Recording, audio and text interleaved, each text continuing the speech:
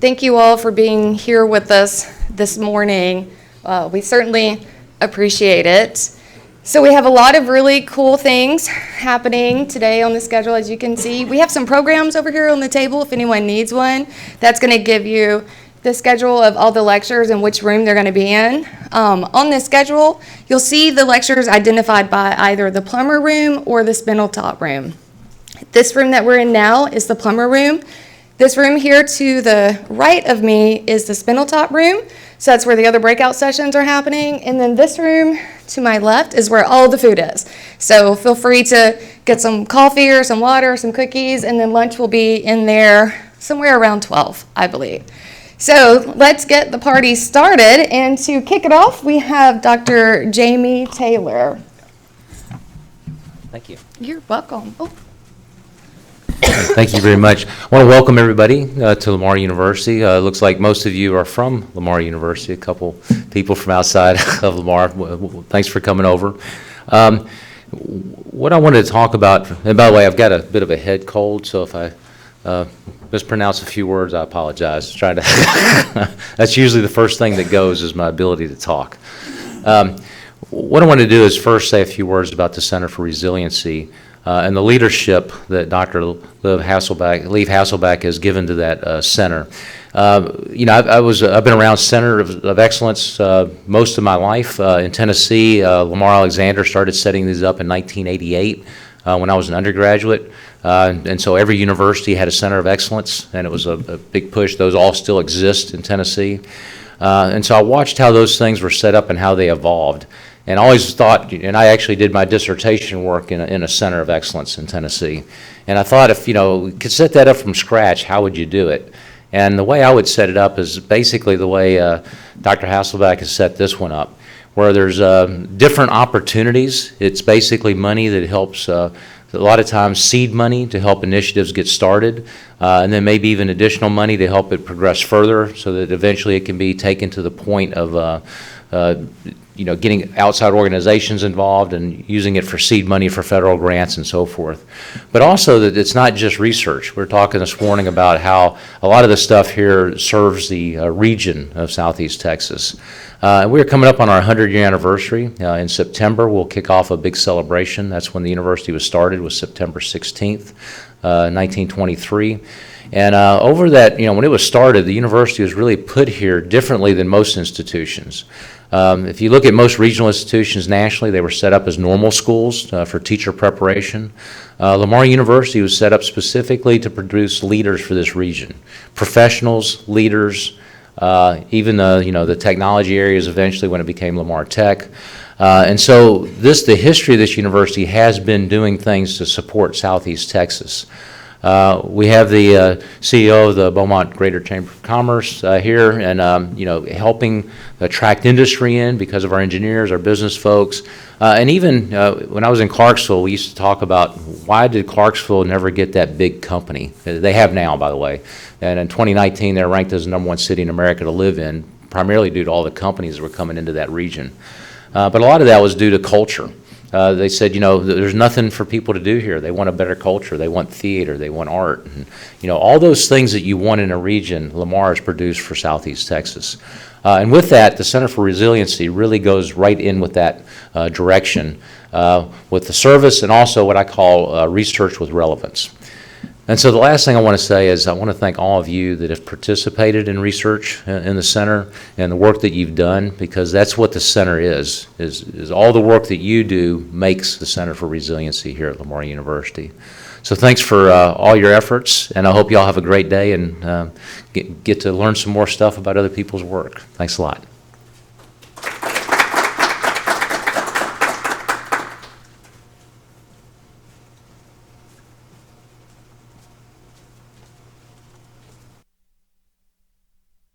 Okay, so our first panel is going to be just right here, and that is going to be welcomed by Dr. Dan French.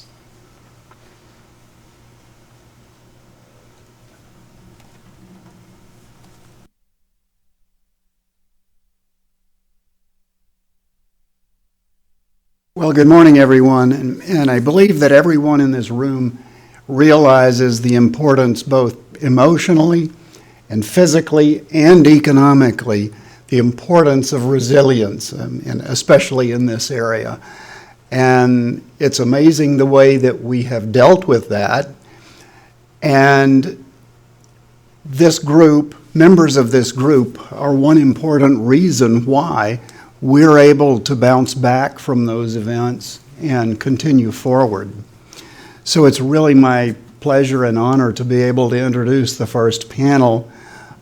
These 4 participants have been involved with economic development for quite a while in this area, and for the last few years, specifically the support that's been available from U.S. Department of Commerce Economic Development Administration. I want to give thanks to them and to the regional representatives.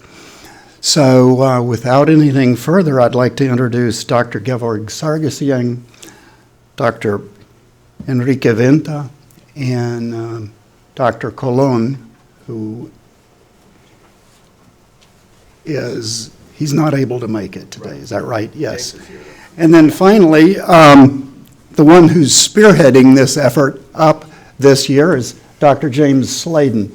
So due to the work of them, and these guys, in addition to their teaching duties and other administrative duties around the university, they do this work also. So to begin with, let's give them a big hand, and I want to say big thanks to all of them.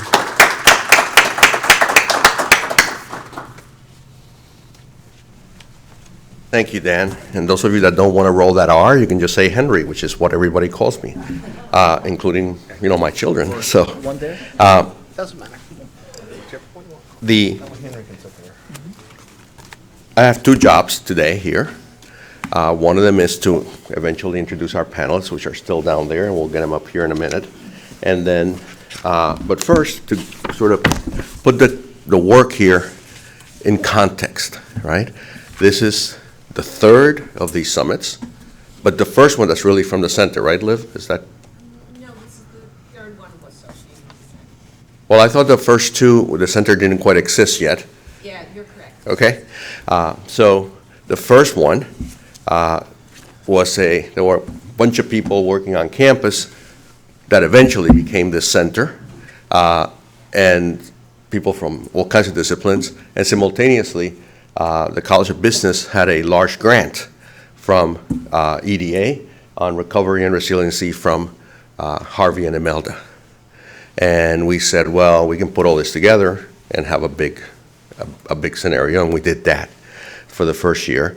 And then last year was more of that, and then some of what's happening.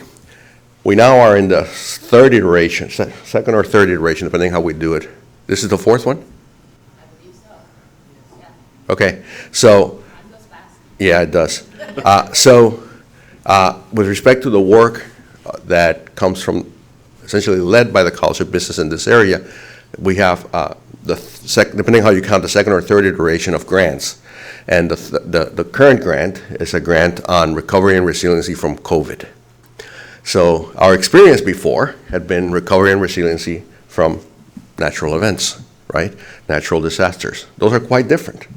As John was saying, he'll say it again when he's a panelist, they don't affect the whole world, right? Like COVID did. They affect only a few counties or things of that sort. So they have the magnitude of what they affect is much smaller.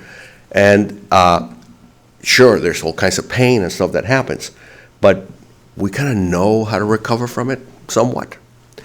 This time, COVID is an economic disruption more than anything else, right? No buildings went, well, not particularly because of that. They weren't burnt, and there wasn't any flooding associated with COVID, at least that we know of.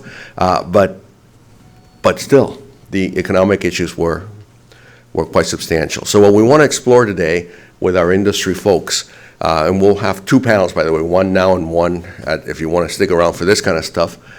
There's one at the next session.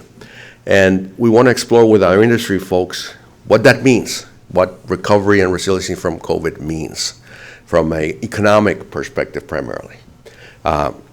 We We have methods that are in place. We've developed research methodology that's now widely accepted at EDA and used in other projects. That means we go out, we do work with the community. We've done tons of surveys. We did them before with the other grant. We've done them with this one. We're analyzing and working on that kind of stuff. And we have an advisory board of which the people that will be speaking, they are members of. And they will be able to, we'll ask them questions that will spark their imagination about what to talk about. So that's what we're doing today, both in this panel and the next one. I expected to have 3 folks here this morning, but one of them had a family emergency and called at 8:05 saying, sorry, can't make it. So we have 2, but these are wonderful people. And where are we going to sit them to go work? Over here? Yeah. Okay. So Steve, you want to come up? Steve Alenius is the president and CEO of the Greater Beaumont Chamber of Commerce. Steve has been with us in this position since July of 2022.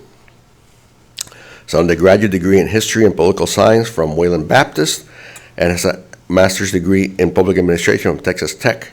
He is a certified economic developer, recognized by the International Economic Development Council, and he's a graduate of the Economic Development Institute at the University of Oklahoma. So comes to us with lots of stuff.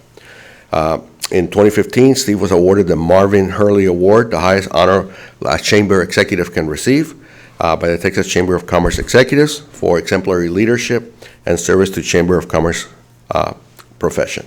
In 2017, he received the Distinguished Service Award from the Texas Chamber of Commerce Executives, and he served as TCEE Chairman in 2021. Since coming before too, but Steve has led the way in developing 17 different innovation and startup programs and has helped launch over 200 startups. He renovated an old church in the downtown area and an event center, transformed 60,000 square foot space, which is an old library, into a creative incubator, tech space, and co-working space. Steve established the first ever food truck park in South Texas. He has led numerous business retention and development programs and community development programs throughout his career. Steve led efforts that were recognized for creating an ecosystem and a business model for innovation, business by IEDC. Since he's been here, he's brought lots of creativity to the chamber, having been here, this is now my 20th year. I came in 2002. Time goes fast indeed. 21 years. Since I came here, and I've seen in only the last year and a half already how much work, and not even a year and a half, less than a year, how much innovation and creativity in the way we're running things at the chamber, asking for broad perspectives, going outside the box. So we're delighted that Steve is with us today. Our second panelist for this morning is John Lee, and John, you can sit on this side. John Lee is the Small Business Advisor at the SBDC. John has been an advisor at the SBDC for a number of years, and they're located in the Entrepreneurship Institute, the CICE, the old, at least it was used to call the CICE building. I'm not sure if it's still called that. In his role, he worked with many small business and nonprofit organizations to help guide them through the COVID-19 pandemic and assisted them to obtain PPP loans and economic injury disaster loans. In John's previous career as an operations manager with United Parcel Service, he became very familiar with disaster response and recovery as he led multiple generations through hurricanes, ice storms, and other disasters, from Hurricane Gilbert in 1998 to Hurricane Harvey in 2017. John's a Bachelor of Science in Management from Le Tourneau University and an MBA in Entrepreneurship from Lamar University, a former student in one of my classes, actually. He's a good writer. John is a Beaumont native. So, as you can see, these two folks, they don't actually run a company, right? But they are very much in touch with our industrial base and with our particularly small and medium-sized enterprises, which were affected in quite a different way with COVID than the large, big concerns that we're used to talking about. So I'll let my colleagues here, James Sladen, Professor of Economics, Gevorg Sargsyan, Assistant Professor of Finance, and, well, you're finance too, Finance and Economics. And they're going to ask all the questions so that my throat doesn't go dry in the middle, okay? Go ahead. Over there? Yeah. They're uncomfortable.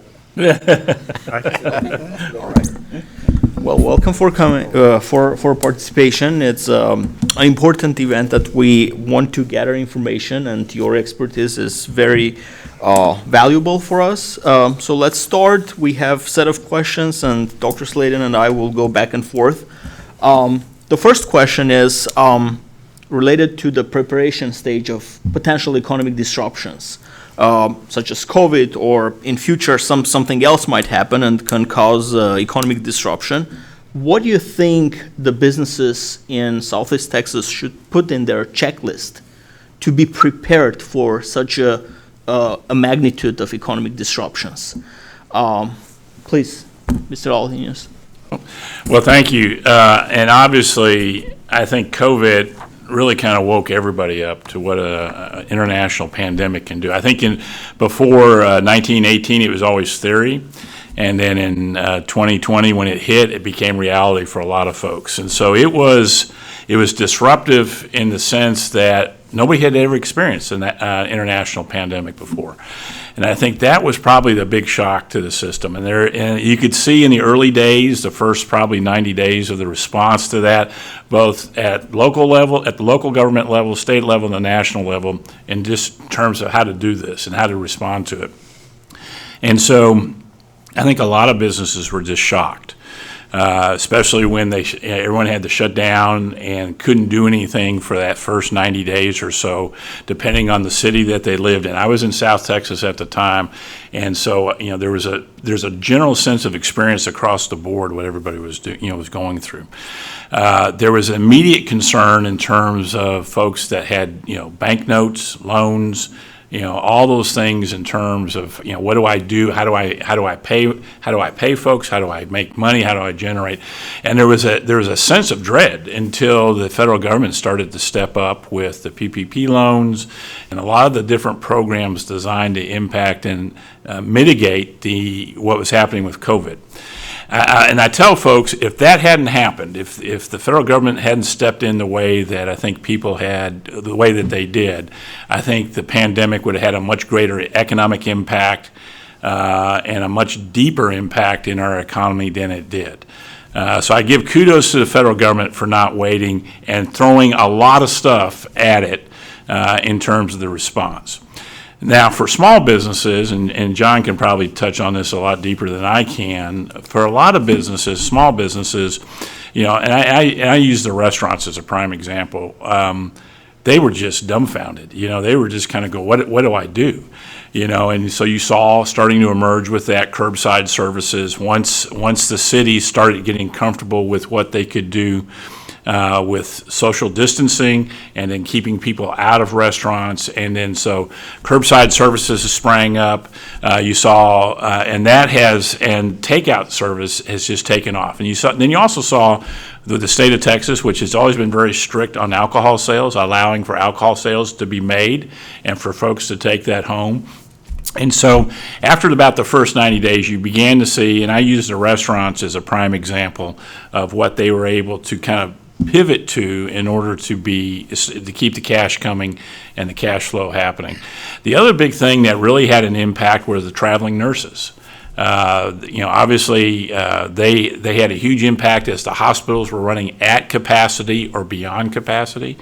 And then so our hotels were the next things that really benefited from the traveling nurse program, because now all of a sudden, because everything got shut down as far as travel, but you had these traveling nurse programs that were staying in these hotels and making a huge impact in terms of the rates that they were paying and also the average occupancy that hotels were experiencing during COVID, at least during that first 3 to 6 months in terms of what people were experiencing. So I think in one sense there was shock that we're going through an international pandemic that nobody had anticipated.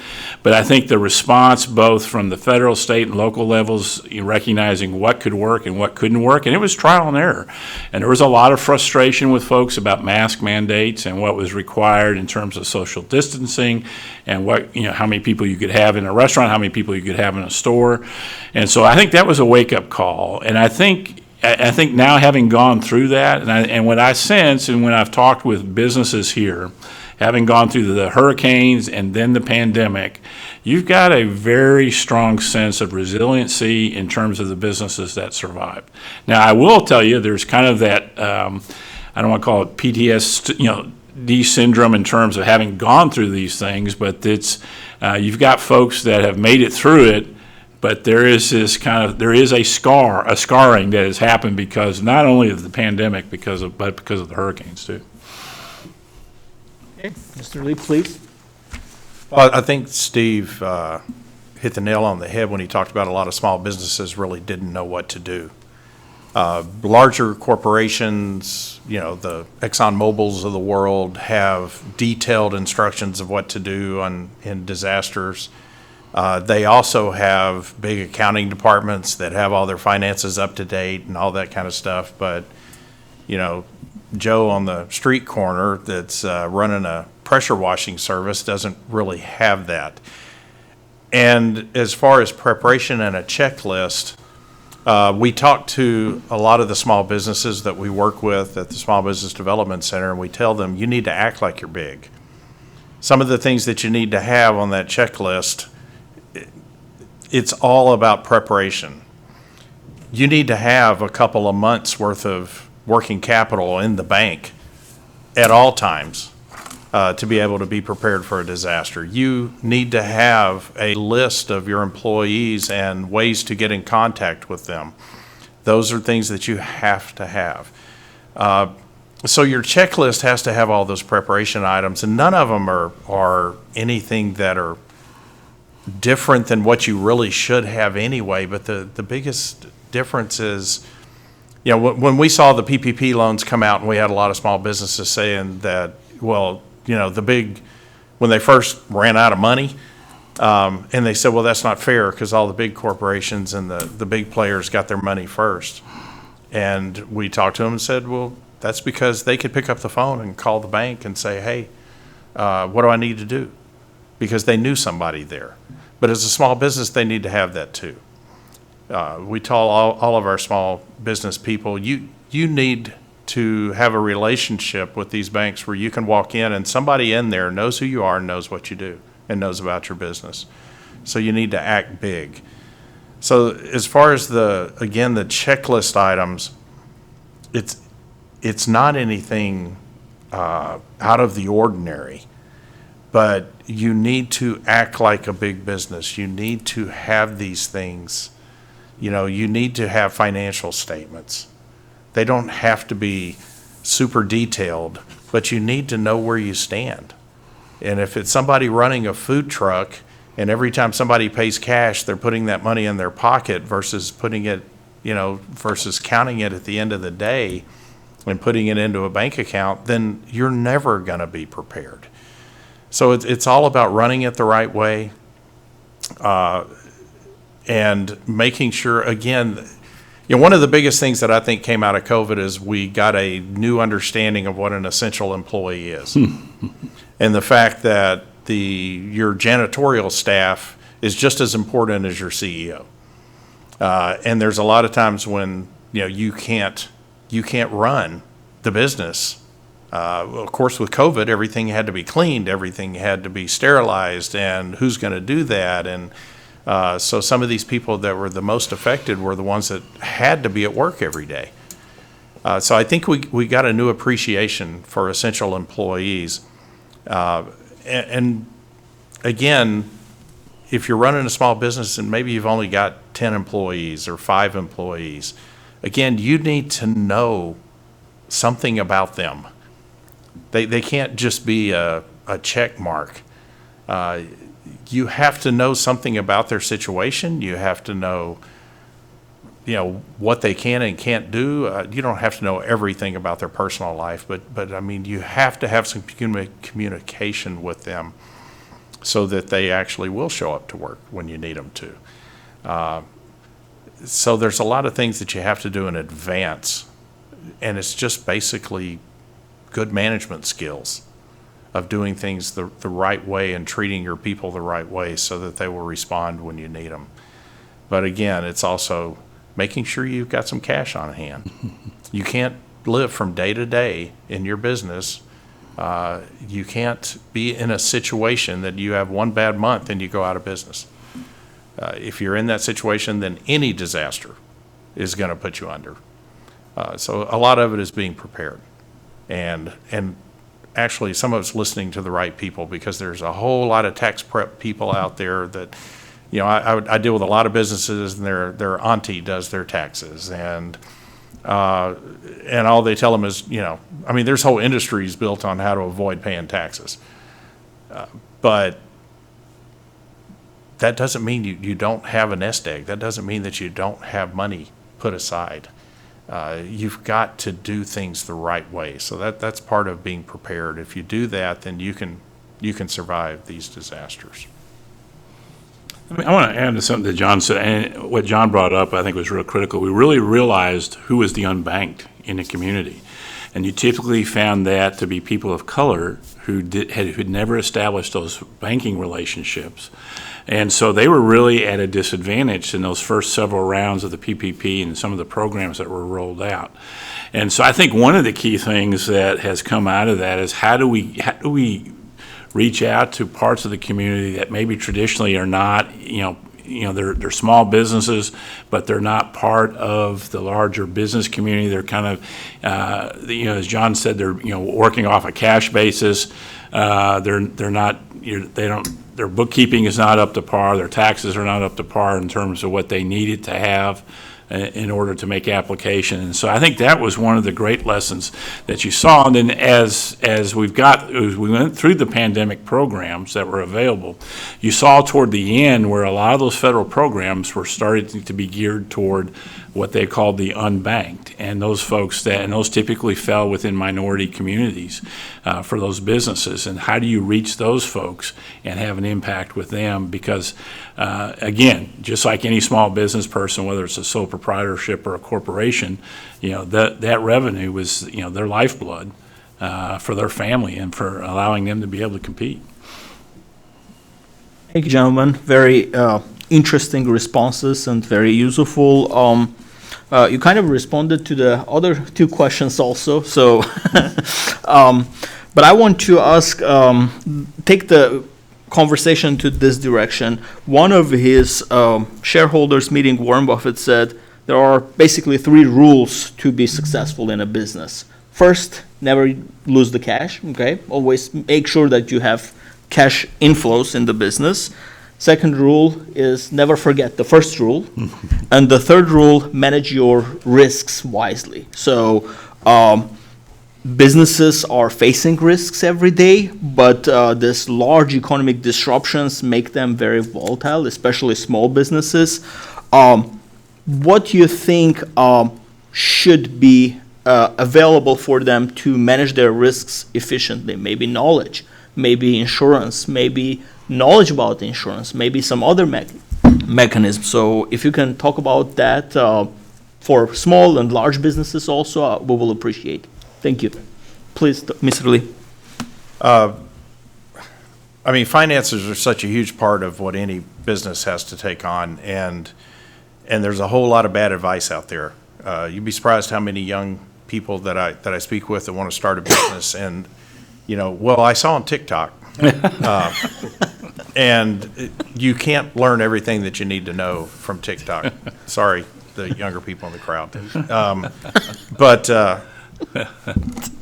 there are certain business principles that you have to adhere to. And again, if you're going to operate your business in a way that it's going to be resilient and be able to survive these, then you do have to build the relationships with a banker, with an accountant or a tax preparer, with an insurance person, and possibly with a lawyer. Hopefully you don't need that, but in certain instances you do. I mean, if there's 4 of you going into business together, you need to have an operating agreement, so you need to have that legal part in there. But again, you need to have those relationships, and I think a lot of people don't have that. And there's a whole lot of people, those of you in finance and accounting can attest to the part that not everybody's real good at that. That's a hard part of trying to run a business. They get QuickBooks, but they have no idea how to set it up at the very beginning, so it's messed up from the start.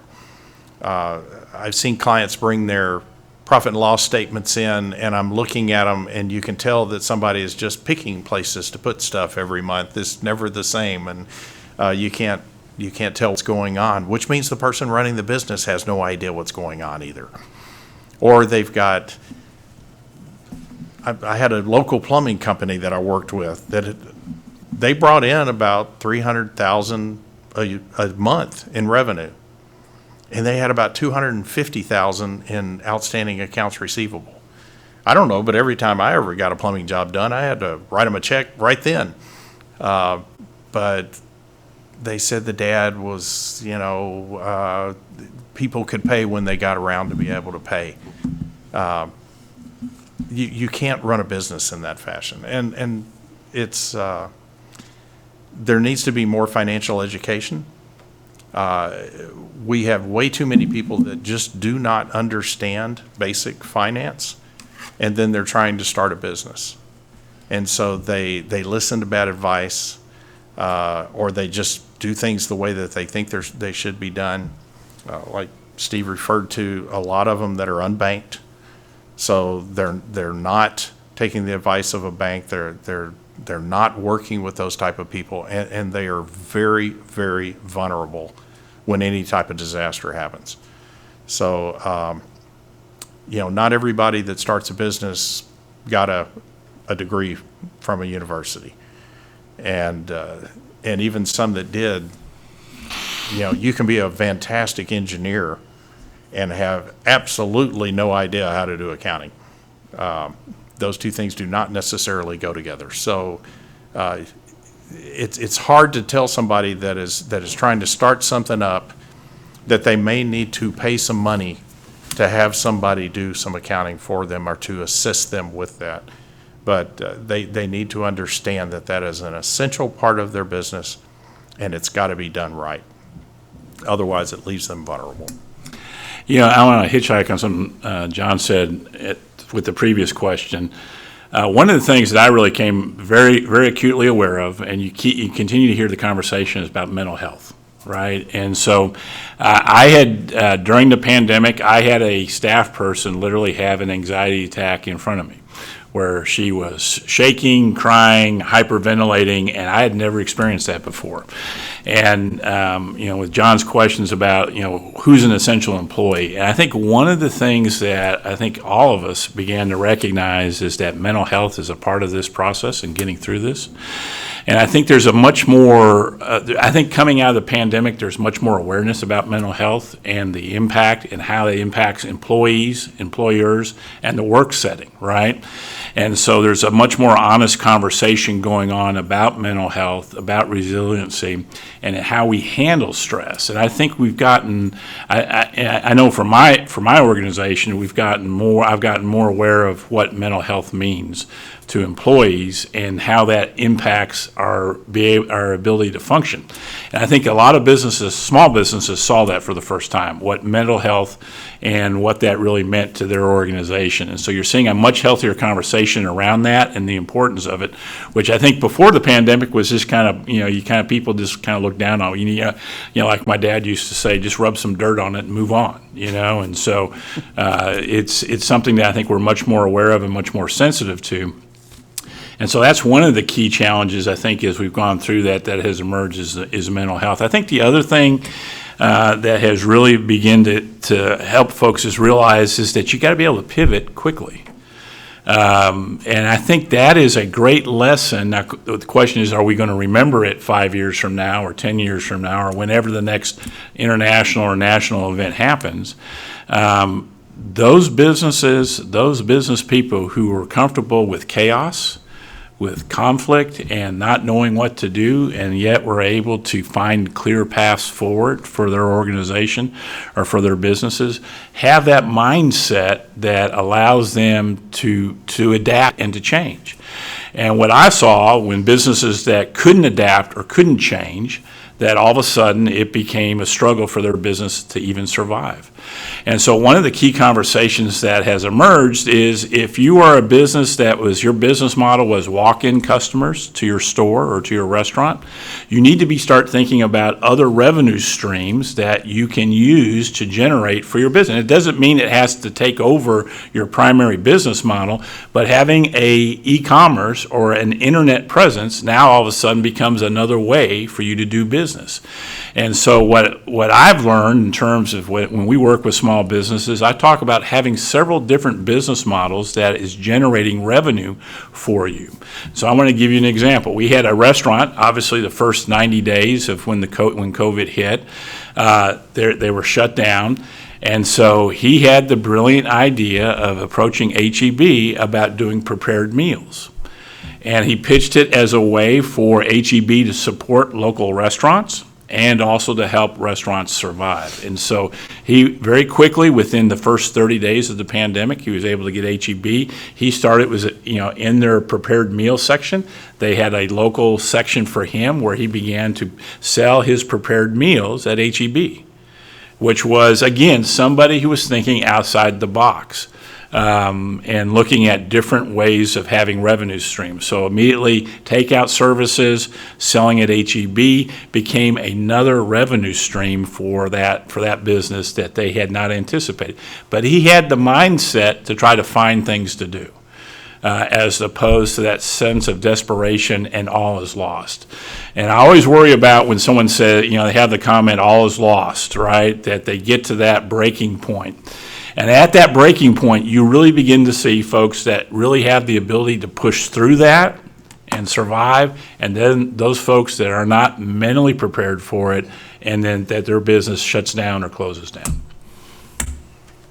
Thank you, gentlemen. My colleague, Dr. Sladen, will ask other questions related to resiliency, and it's completely different aspect. So please, Dr. Sladen. Okay.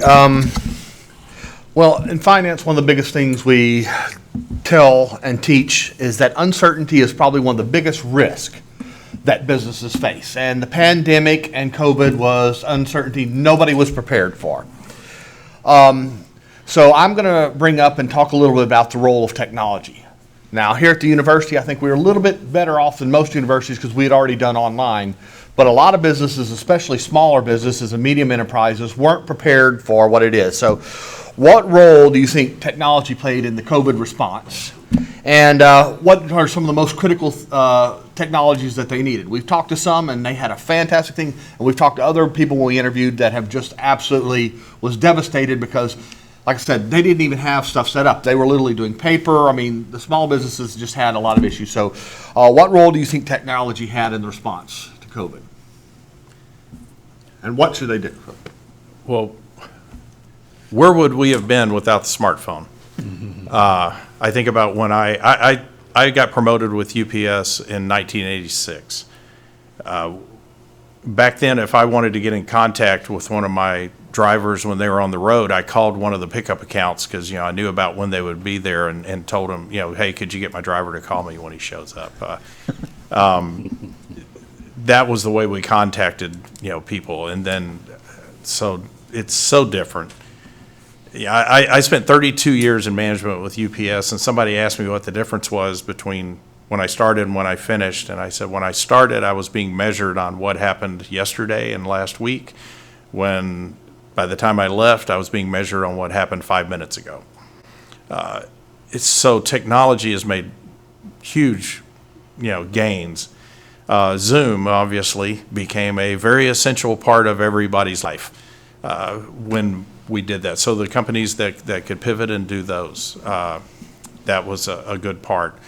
Like I said, I worked with one of the local coffee and bakery type restaurants here, and one of their locations that had a drive-through, their business only dropped really about 20% because they were able to keep the drive-through open as soon as they were able to go back to work. But they had another location that didn't have a drive-through, and they were down 85% at that location, even though they tried to set up stuff outside and the takeout and all that. And the owner said, I'll never, ever open a location without a drive-through again. So those things. But they also, the Grubhub and Waiter and other places, those became essential. But I had a lot of businesses that realized very quickly that they could take their employees that did work inside and have them start making deliveries and actually pay them a little bit more to do that. And they didn't have to worry about that 30% or whatever it is that those delivery services take off the top. And so there were that type of pivot and embracing, some of the technology that you had. But again, Grubhub, and I'm just using them as an example because I can think of that name, but they're already set up for all those calls to come in. They've got the menu online. They've got all that. So if you're going to do it yourself, you had to figure out how you were going to do that. So, that was the most cost-effective thing to do, but you had to figure out how are you going to take those calls? How are you going to, do all that to be able to do it that way? So some of them had to update their websites. They had to make other changes so that people could actually order online. So the technology was there. It was whether or not the businesses could take advantage of it and whether they had people in place that were able to take advantage of that.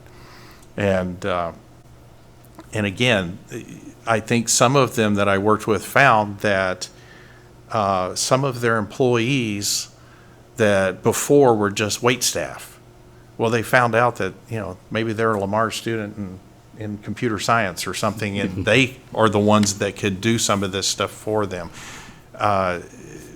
Again, you find out new things about the people that work for you. But if you already know some of that stuff, because you're doing your job, then you can take advantage of that. And again, it's we've got the technology for all this stuff, and it's just the matter of businesses that can actually take advantage of it and could use it. And those were the ones that saw a less of an effect from everything that happened. Yeah, and I think what John says is correct, because it's, you look at what happened during the pandemic, you look at like Peloton, you look at Amazon, and they overprescribed for their success. So now you're seeing them having to retrench, cut back, and that was, again, there was the businesses that were able to thrive and do well during the pandemic, and they made some really good strategic decisions. And then you had businesses now, and we're seeing the consequences of it, that made some poor decisions during the pandemic, and it's costing them now. And so it's like you get through it, but then everyone's kept thinking, this is going to be the new normal. We're going to be, all these office spaces are going to be up for lease, and we're going to have all this downtown area that nobody's going to be going to anymore. And now you're starting to see businesses saying, you know what, remote work, is not going to be a possibility. You got to be back in the office place. You had companies a year ago saying, 25% of our workforce is going to be remote work. And now they're saying only 10% of their workforce is going to be remote work.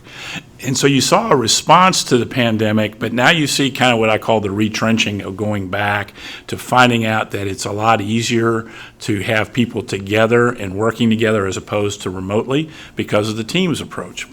And so you're seeing those ramifications now, and I will tell you probably what's killing remote work more than anything else is this looming recession that everyone keeps talking about, and what's happening in the tech sector in terms of them retrenching. That now all of a sudden, where the employee had the power, if you remember during the pandemic, where folks were quitting jobs and going to the next better paying job, now all of a sudden the pendulum has switched back to the employer in the terms of what they can expect and demand of employees. And so, again, you can see what happened during the pandemic and now what's happening as we've come out of the pandemic and some of those responses. But my point is, good business leaders make good, solid decisions, and they don't overreact to situations that put them in, 18 months, 24 months later, where they have to make dramatic cuts or changes to what they're doing. Thank you, gentlemen. Dr. Sladen? Well, thank you. I was going to bring up about working from home, and I'm glad that you mentioned that because it has definitely changed with the role of technology and all the business disruption. So that was very interesting. Given our time, we're going to go ahead and move to the last major topic, and it's what actions should local, state, and federal governments take to protect businesses from unforeseen or unpredictable risks such as natural disasters, pandemics, other thing, economic disruptions? You know, basically, what wish list would you like to see? I mean, basically, the government had to, on the fly, fix everything from this, but going forward, is there things that you would like to see or you would suggest and what they could do to help smooth out the next one, but we assume will happen at some point? Answer that, would you? Look in your crystal ball and tell us what. Well, let me say this.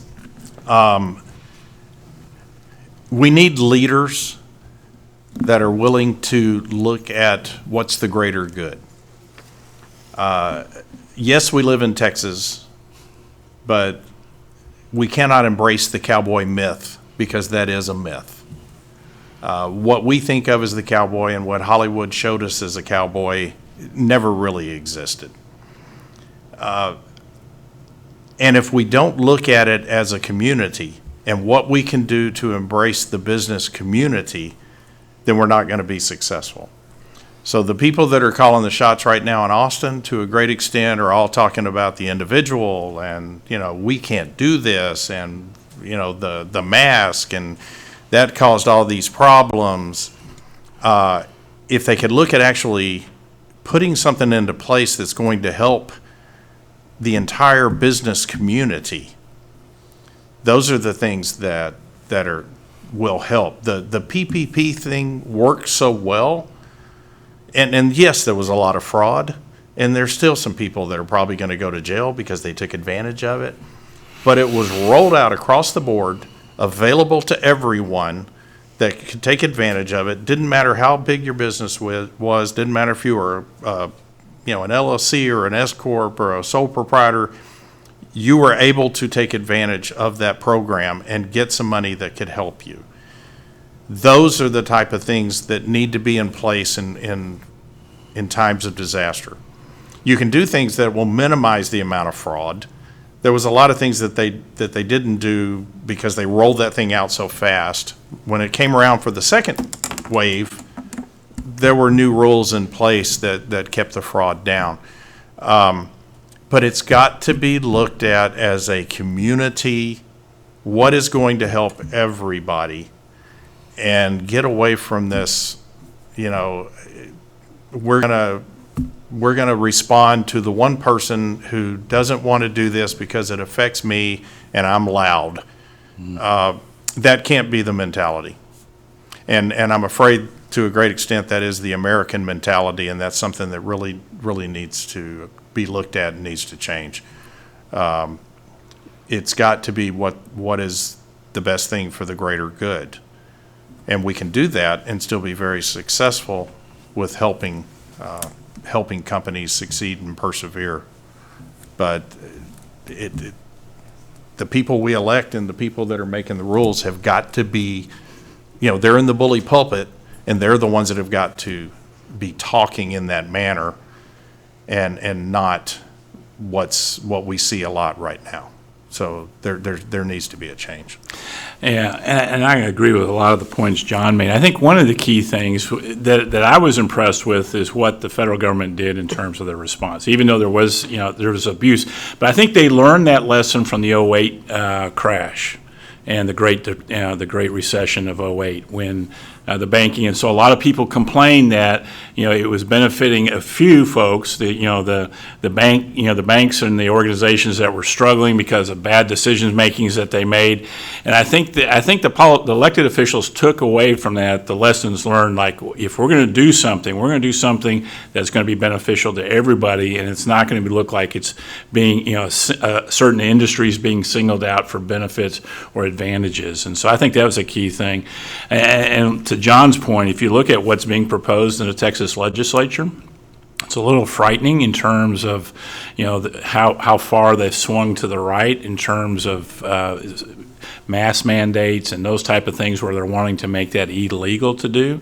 And I was always surprised that we should really allow the science to kind of lead the discussion in terms of what we should do, and recognize they didn't get it right at the beginning either. But over time, I think they got to the point with what would work and keep people safe. And I'm like, John, I'm kind of shocked sometimes that we're losing that ability to look at what we want to see successfully for a community, for a group of, for whether it's, Beaumont, Texas, or Austin, Texas, or wherever it is, what works within that community, and how do you allow folks to continue to make money, to be successful with a lot of different things happening and a lot of different changes. And so I'm a little, I'm like John, I'm a little concerned about kind of the direction the tone's going with, with what's good for the entire group versus individual rights. And I know that's a fine balance that we walk, but I think overall, I think we've got to find that, way to make sure that, because there's going to be another one. Now, I hope it's not within the next 40 years, but there's going to be something else that's going to happen that's going to shake everybody to the core. And hopefully those are lessons learned that we learned through the Great Recession and then also through the pandemic, that our responses get better every time, right? I always tell folks, I said, I want to make new mistakes, not the same mistakes I made before. So, hopefully we'll be making new mistakes and we've learned from our past mistakes. So, If I could throw one more thing in there, because you said a wish list. This is definitely a wish. But, if you look at nonprofits have, a good nonprofit will have like 6 months of reserves. That's a basic thing for a nonprofit. And they can do that because it's not taxed. Corporations can have money in reserve. We have rules where they will, they have rules where, like, they can take a loss and then they can roll it from year to year. I mean, there's things that they can do to avoid the tax consequences. If small businesses want to put money in reserve, it's usually taxed. And so they don't want to do it because they don't want to have to pay 20 or 22% or whatever of that money. Figure out a way to change the tax code where small businesses can take advantage of putting money aside the way that large businesses can, and maybe take away some of those rules that the large businesses are abusing, so the tax money still flows. But there's got to be a way to do that where small businesses can put a reserve together where they don't feel like they're losing it all to tax dollars. Thank you. Thank you so much. So, Dr. Venta, let's conclude the panel. Thank you so much for your contribution. We appreciate your insights and important comments and recommendations.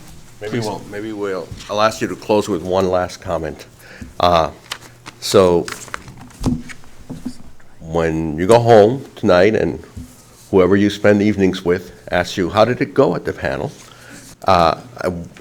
What are you going to tell them? What is the salient thing that you're taking with you here? For example, I'm going to take and say, well, these two guys think that we've probably recovered pretty well, that most of the things from COVID are done, and that there are not too many permanent changes that we're going to have. Yeah. Am I right? Yeah, I agree. I think that John Lee's a genius, and I should just listen to him.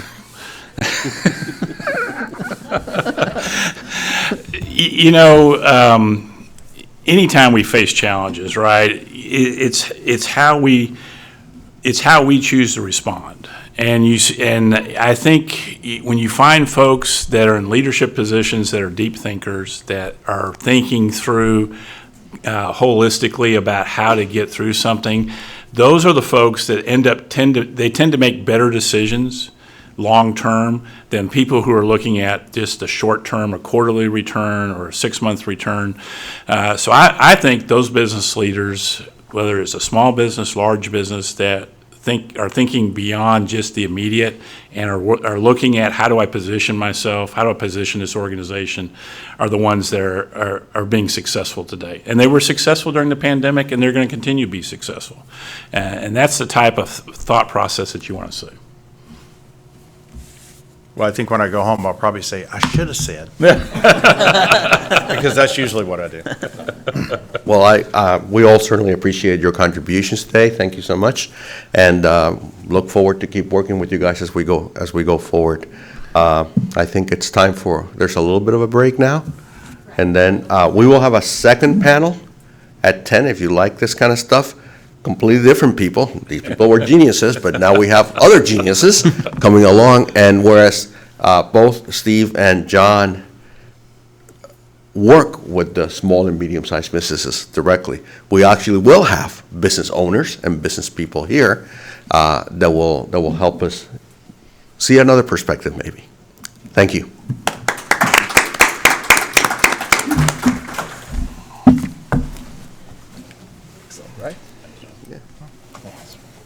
Super. Bueno, da lo mismo. Está grabando.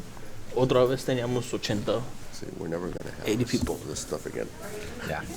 I think they will.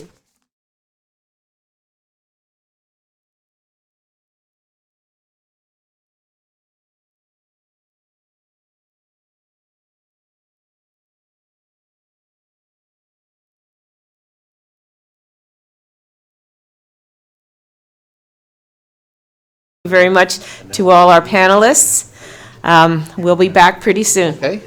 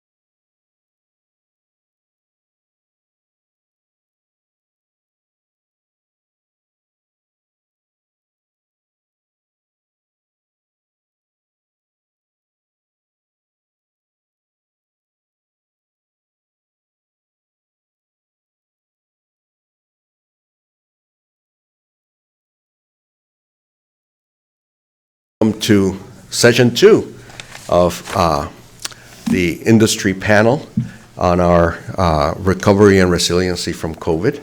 I'm Henry Venta. If you weren't here in the morning or don't know me, there's nobody here that wasn't in the morning or doesn't know me, so I'm pretty sure we're okay. And as I mentioned at the beginning, this is part of our work here associated with a grant from the Economic Development Agency, part of the Department of Commerce, to study recovery and resiliency from COVID. We have significant experience in recovery and resiliency from natural disasters here. A prior large grant allowed us to do some of that. And the methods are similar, but not exactly, right? Because one of them has flooding and buildings destroyed, and the other one has just lives destroyed, right, in some way. So it's a different kind of scenario. So I'm pleased to have another set of panelists that have a different perspective on things because they tend to be more related directly to the business themselves. So these are in no particular order. Oh, they are in alphabetical order. I said, this is not me. So Christina Locke, she's the marketing director for the Bowman Convention and Visitors Bureau.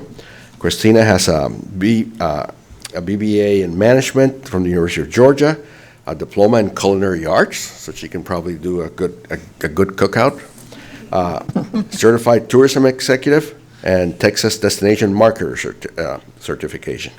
She manages the Beaumont Convention Visitors Bureau marketing team and oversees strengthening the local hospitality industry. Local hospitality industry partnerships, brand building, strategic communications, advertising, promotions, jack of all trades, looks to me. Since her start in the tourism profession, she has had a vested interest in expanding ecotourism throughout Beaumont and the rest of Southeast Texas by enhancing the birding market through promotion of local nature attractions. Christina also helps manage the Cattail Marsh Education Center located at Terrell Park. The education center is charged with implementing educational programming and offering free activities for visitors at the marsh. Thank you for being here, Christina. Ryan Miller is the Chief Operating Officer at Christus Southeast Texas. Ryan serves in that capacity. Ryan has executive responsibility for healthcare operations across a 9-county region with multiple campus locations, including the region's only trauma center, Christus Southeast Texas St. Elizabeth Hospital in Beaumont, an orthopedic specialty hospital, a rural hospital, a freestanding emergency and outpatient center, and multiple clinic locations. Prior to joining Christus in 2014, Ryan served as healthcare administrator in various capacities with Centara Healthcare in Norfolk, Virginia. Ryan holds a Master of Business Administration from Cornell University, where he graduated with distinction, a bachelor's degree in business management from Brigham Young University, where he graduated magna cum laude. Ryan is a fellow of the American College of Healthcare Executives and is an Eagle Scout. He is an active participant in his community and serves on the boards of directors of the United Way of North Jefferson County and Nutrition and Services for Seniors. When not at work, he enjoys family time, endurance sports, travel, playing piano, service, reading, and coming to visit my classes regularly. So I really appreciate it. Thank you for being here, Ryan. Sure. Dalen Turner is Vice President for JK Chevrolet Subaru. Dalen was an undergraduate student of all of us, right? At some point here, right? Can you believe it? He was an undergrad? Distinguished personality now. And actively serves as the Subaru company as the general manager. Dalen graduated from Lamar University with a Bachelor of Business Finance degree in 2007. He was able to earn a good reputation selling cars while an undergrad and returned to the auto industry after a year gaining banking experience as a licensed banker and broker-dealer at J.P. Morgan Chase. Dalen's drive and focus soon became noticeable to others. He has held many positions within the dealerships, including sales consultant, sales manager, corporate trainee, internet manager, and general manager. Good paper. He was nominated and received a nomination for 40 under 40 professionals in 2013 by the Bowman Chamber of Commerce of Southeast Texas, a young professionals organization. He has served on various community boards, including Jefferson County Chapter for Habitat for Humanity and currently the Port Arthur Chamber of Commerce Board of Directors, Beaumont's Main Street Board of Directors, Lamar University's College of Business Board of Advisors, Lamar University Alumni Advisory Board, and recently completed his term as treasurer for the Beaumont Chamber of Commerce Young Professional Organization Steering Committee. Dale is also a graduate from the National Automotive Dealer Academy in 2019 and has been the recipient of notable recognitions, including Black Business Professional of Southeast Texas Man of the Month Award and National Publication Automotive News 40 Under 40 honoree. And he has no time for any hobbies, and he doesn't list any of them because he serves on every board. Finally, but not last, Christy Young. Christy is right now an independent consultant with KMY Consulting. She recently began pursuing her consulting business, utilizing skills she developed through more than 25 years of experience in nonprofit management, public and government affairs, workforce and economic development, and community relations in various sectors, including oil and gas, healthcare, and higher education. Most recently, Christy served as Vice President for Economic Development at the Greater Beaumont Chamber of Commerce. One of the highlights of her career was establishing a foundation at Baptist Hospitals of Southeast Texas, where she still serves on the advisory board. A graduate of Texas A&M University, she has served on numerous boards and committees in Southeast Texas, including the Rotary Club of Beaumont, Junior League of Beaumont, Workforce Solutions Southeast Texas, Press Club of Southeast Texas, and the Beaumont Children's Museum, to name a few. Christy has received awards from numerous agencies, including Pioneering Women, Junior League of Beaumont, and the Beaumont Forum. Christy is an Aggie Woman Board Emerita and lives in Beaumont with her husband, Rodney, and two boys, Hayden and Bryce. Thank you so much, Christy, for being here. My colleagues, Gevorg Sarksian and James Slayden. James is actually the project leader for this grant that we have. I'm just a side guy, but they want me to, they feel I'm old, and the gray hair helps provide some background here. So they'll ask you some questions. I asked the panel, do not be constrained by their questions. Just tell us what you think. Okay. Thank you so much for willing to participate, and previous session was fantastic, and we get a lot of information. So I'm sure we will get more information about you, your industry leaders, community leaders, stakeholders of Southeast Texas, so you have that knowledge that we need to share together and understand how to be more resilient and manage our risks in the future. And you represent different industries and sectors. So Dr. Slayden and I will ask a couple of questions, and we'll go in a fashion that everyone can speak.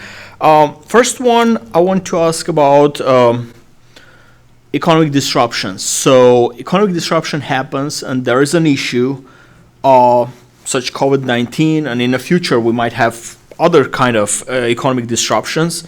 What do you think, what items the businesses in Southeast Texas should put in their checklist to prepare, manage, and later recover from natural disasters and pandemics and other kind of economic disruptions? So, ma'am, please. Oh, love me first. Okay, so one of the things that I think is really important is to the planning process. I think that with a lot of economic disruptors, you don't necessarily know what's to come, and instead of spending as much time as we do laying out a full-fledged plan, you almost need to be able to have other options. That's when you turn into like the plan A, plan B, plan C. If this happens, then this, and you really need to adapt what your typical planning management was. I guess in terms of COVID specifically, I think something that was really important for us was taking out our 1-year budget that we give 6 to 18 months in advance, and be able to really kind of throw out the rule book and take a look at what the needs were right then and how to address those needs, and ways in which we could work with other groups and opportunities that could come together instead of trying to do everything on our own. There was a lot of other groups and organizations doing the same things.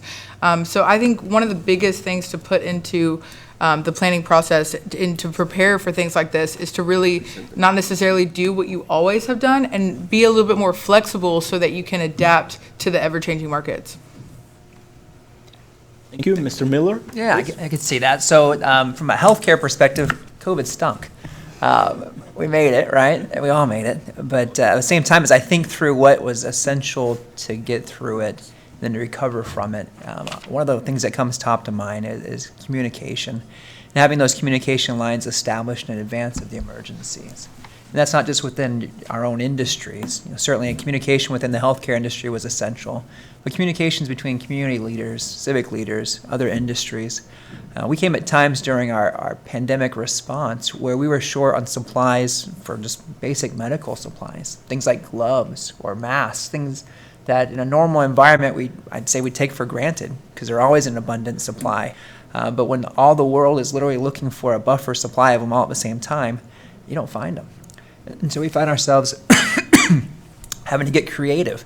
And one of those things involved using some existing equipment we had that was battery operated that we couldn't get batteries for. And so we reached out to Lamar University as an example and asked if they could help us figure out how to take that from a battery operated unit to something that could be plugged into the wall and sustain that way. And we knew it could be done, but it was beyond our expertise to do it. And we were able to co-op some community help from Lamar in that. And I think those type of relationships, having those existing relationships between Lamar and Christus in advance helped facilitate that. I think it came in later with other industry and civic leaders as well. We had to respond in kind of a unified way. In healthcare, we get a lot of silos. Hospitals all work to care for the community, but they kind of work with their own blinders on. They care for their own patients. They operate independent of each other. But when you're trying to respond to a healthcare pandemic, you really have to reach across the aisle and say, what are you doing? Can we do this together better? And an example of that would be during COVID, once there was a vaccine and treatment options for it, which took a while, frankly, to get. But once we got to that point, each of us was individually had treatment clinics to be able to vaccinate or to provide injections for those who had COVID, but there was a need beyond just what we had. And so with the local judge and civic leaders, helped pull together a center that gave injections on a much higher level than we could as far as volume. That came from a partnership of both our government leaders locally as well as the various medical institutions pulling together and saying, yeah, we can each pull and do a part of this together to make sure we can respond. So I don't think I can overemphasize just the importance of keeping the lines of communication open during the emergency, and then frankly having had those relationships in advance of that emergency so that you can pick up the phone and call and say, hey, we've got a challenge, can we work on this together? Great. Mr. Turner, please. Good morning. I don't know if you guys, okay, great. Got a good volume out there. So I'm in the automotive industry, so slightly different from the two previous board members here, but I will tell you there are two things that were just mentioned that I want to emphasize. One, being flexible, and two, communication, correct? So what we did in our business, in our line of work, was we had to discover when nobody could go outside, everybody was afraid of each other. Nobody wanted to come into a building. How do you get people in here to service their vehicles? How do you get them in here to purchase a new vehicle? And so being flexible, we identified obviously the websites that we used and making sure that our platform was a little bit more innovative in terms of being able to have customers easily with no issues go through a process of selecting a vehicle that they want, financing that vehicle, determining the right payment that's right for them, and also being able to communicate via the phone.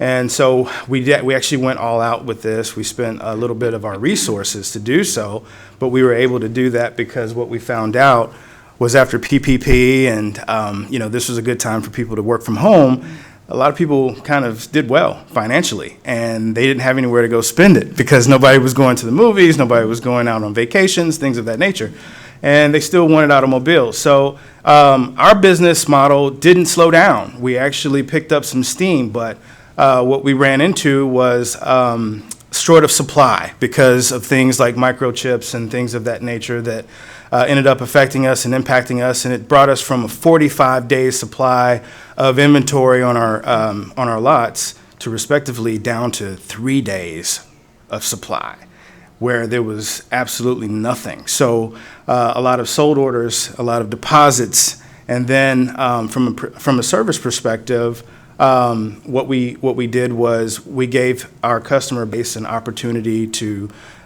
schedule appointments, and we'd send people to go pick up their vehicle, retrieve it, leave them with a loaner car, and come perform the service at the dealership, and then once we were finished, call and set up a time to do the swap all over again. So being innovative, being flexible, as my colleague just mentioned, and communicating that this is the new way we're going to do business is how we survived. And we actually thrived. I'd be very conservative if I said we survived, because we did very well. Low overhead cost. We found out that this business model was the right way to go going forward, because when you have millions of dollars sitting there in inventory tied up, you're paying interest on that, and so that eats at your bottom line.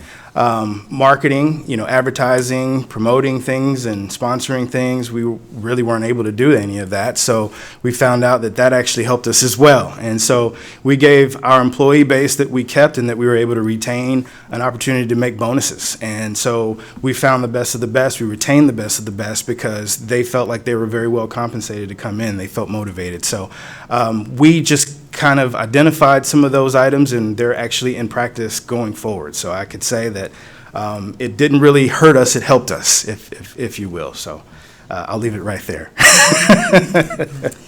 Good. I would say that now is a good time, while we're not in crisis mode in Southeast Texas, whether it's from COVID or hurricane, it's a good time to check your technology, because I know so many of us found out we had to rely on technology for the first time, and a lot of smaller organizations, I'm thinking about nonprofits and things, maybe didn't have the laptops that they could send home with their employees. They didn't have the video conferencing equipment and things, so I know a lot of nonprofits, it's a good idea to look at grant sources for that. I know through the chamber we were able to get some funding that helped us expand our technology, whether it was laptops, podcast equipment, lighting, and those sorts of things that we really didn't have to think about before, so it was kind of thinking differently.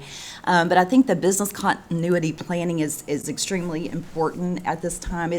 Going through hurricanes and things like that, we were thinking in terms of weeks, months, not years, and COVID taught us to think in long-term, how do you prepare for something that is going to take a couple of years? And so I think, as Christina was talking about, the planning portion is so important, and now we have a different frame of reference where we can really start thinking, how do we plan for the next pandemic, which may be much worse.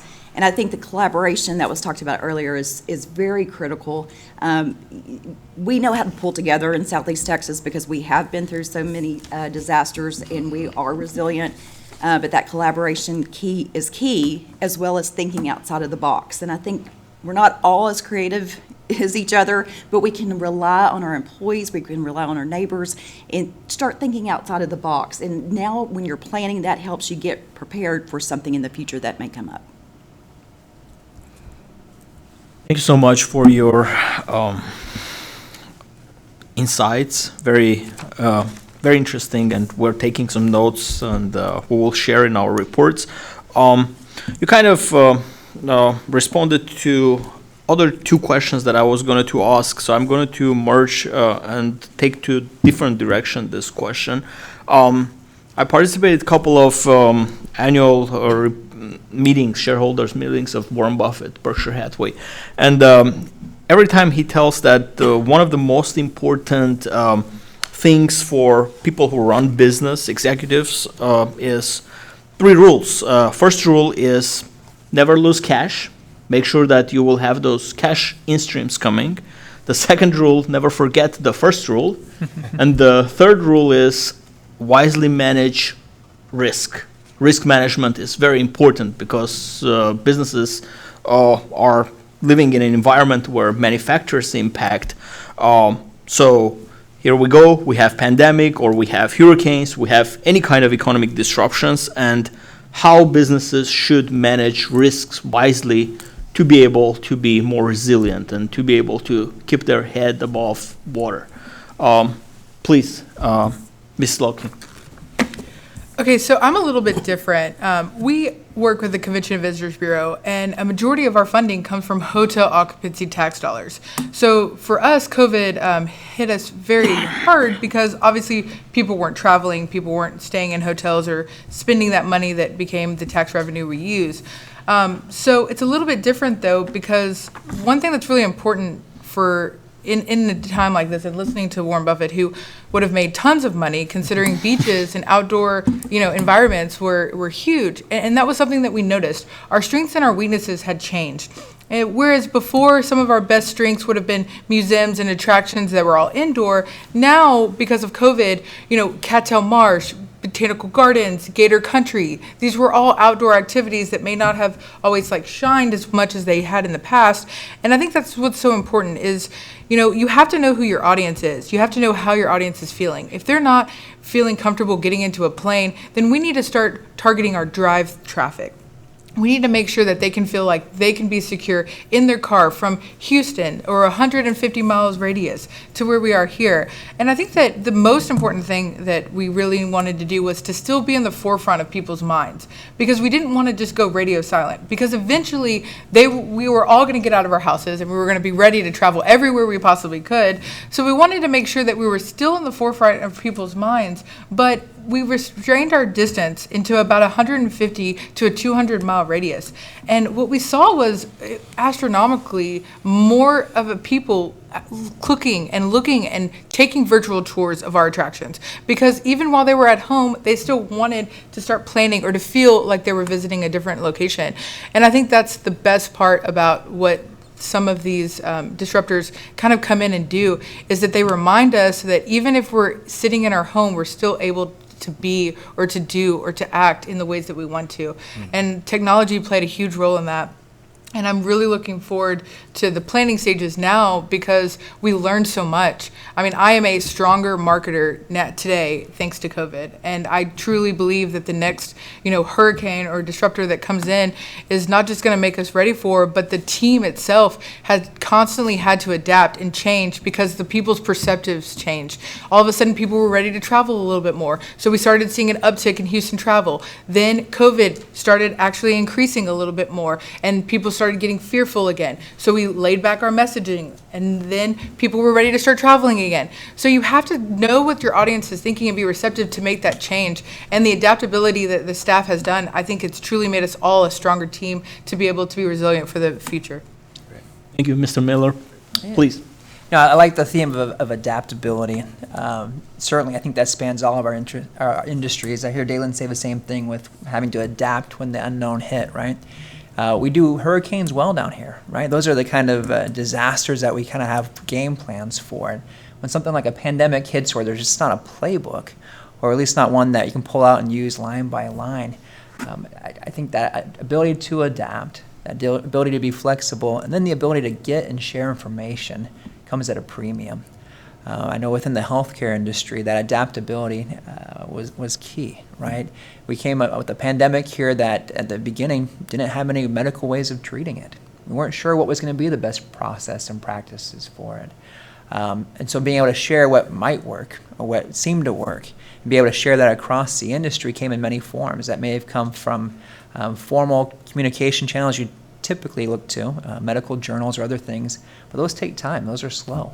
And so suddenly you'd find yourself looking just for information in general. Sometimes it was doctors' blogs. We did this and it seemed to work, it may be worth trying.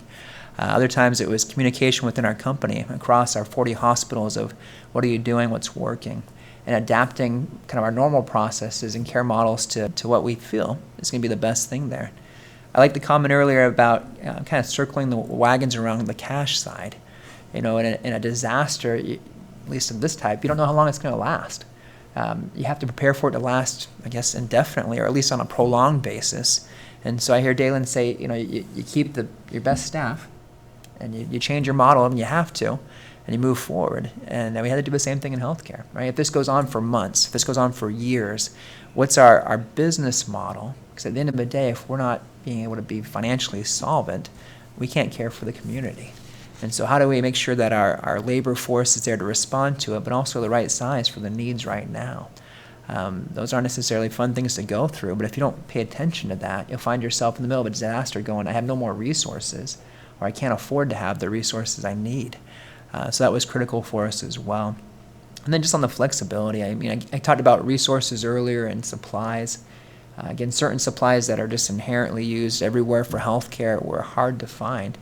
You probably heard on the news about ventilators. These are life support systems for patients who can't breathe. Again, you're remaking auto factories across the country to produce these because they're in short supply. That's a dire need. And so within the walls of a hospital, we're planning on how can we order more, but if we can't get them, how can we take what we have, which might normally support one patient? Can you make it support 2 patients? Can you take some of these older equipments that we haven't used for a while and kind of retool it? And just being creative there. And so I think it's a lot of the what ifs and trying to plan for them, identifying those what ifs that are part of your risks, and then communicating it and just gathering information anywhere you can. It's certainly more efficient when it comes over time and it comes from formal channels.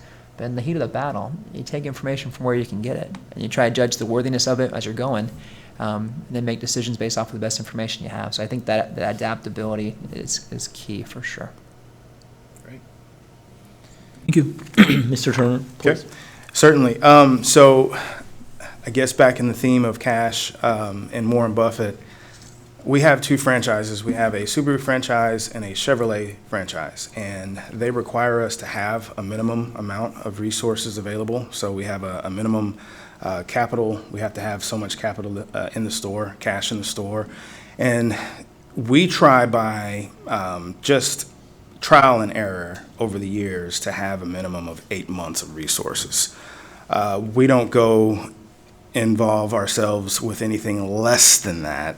But if we have to, for whatever reason, if times get tough, we cash out our used cars. So we essentially don't floor plan our used vehicles, and we carry, on average, at each store that we have, anywhere from $800,000 to $1 million worth of inventory just in used cars. So we know the first thing that we can do is we can floor plan those if we need some extra capital.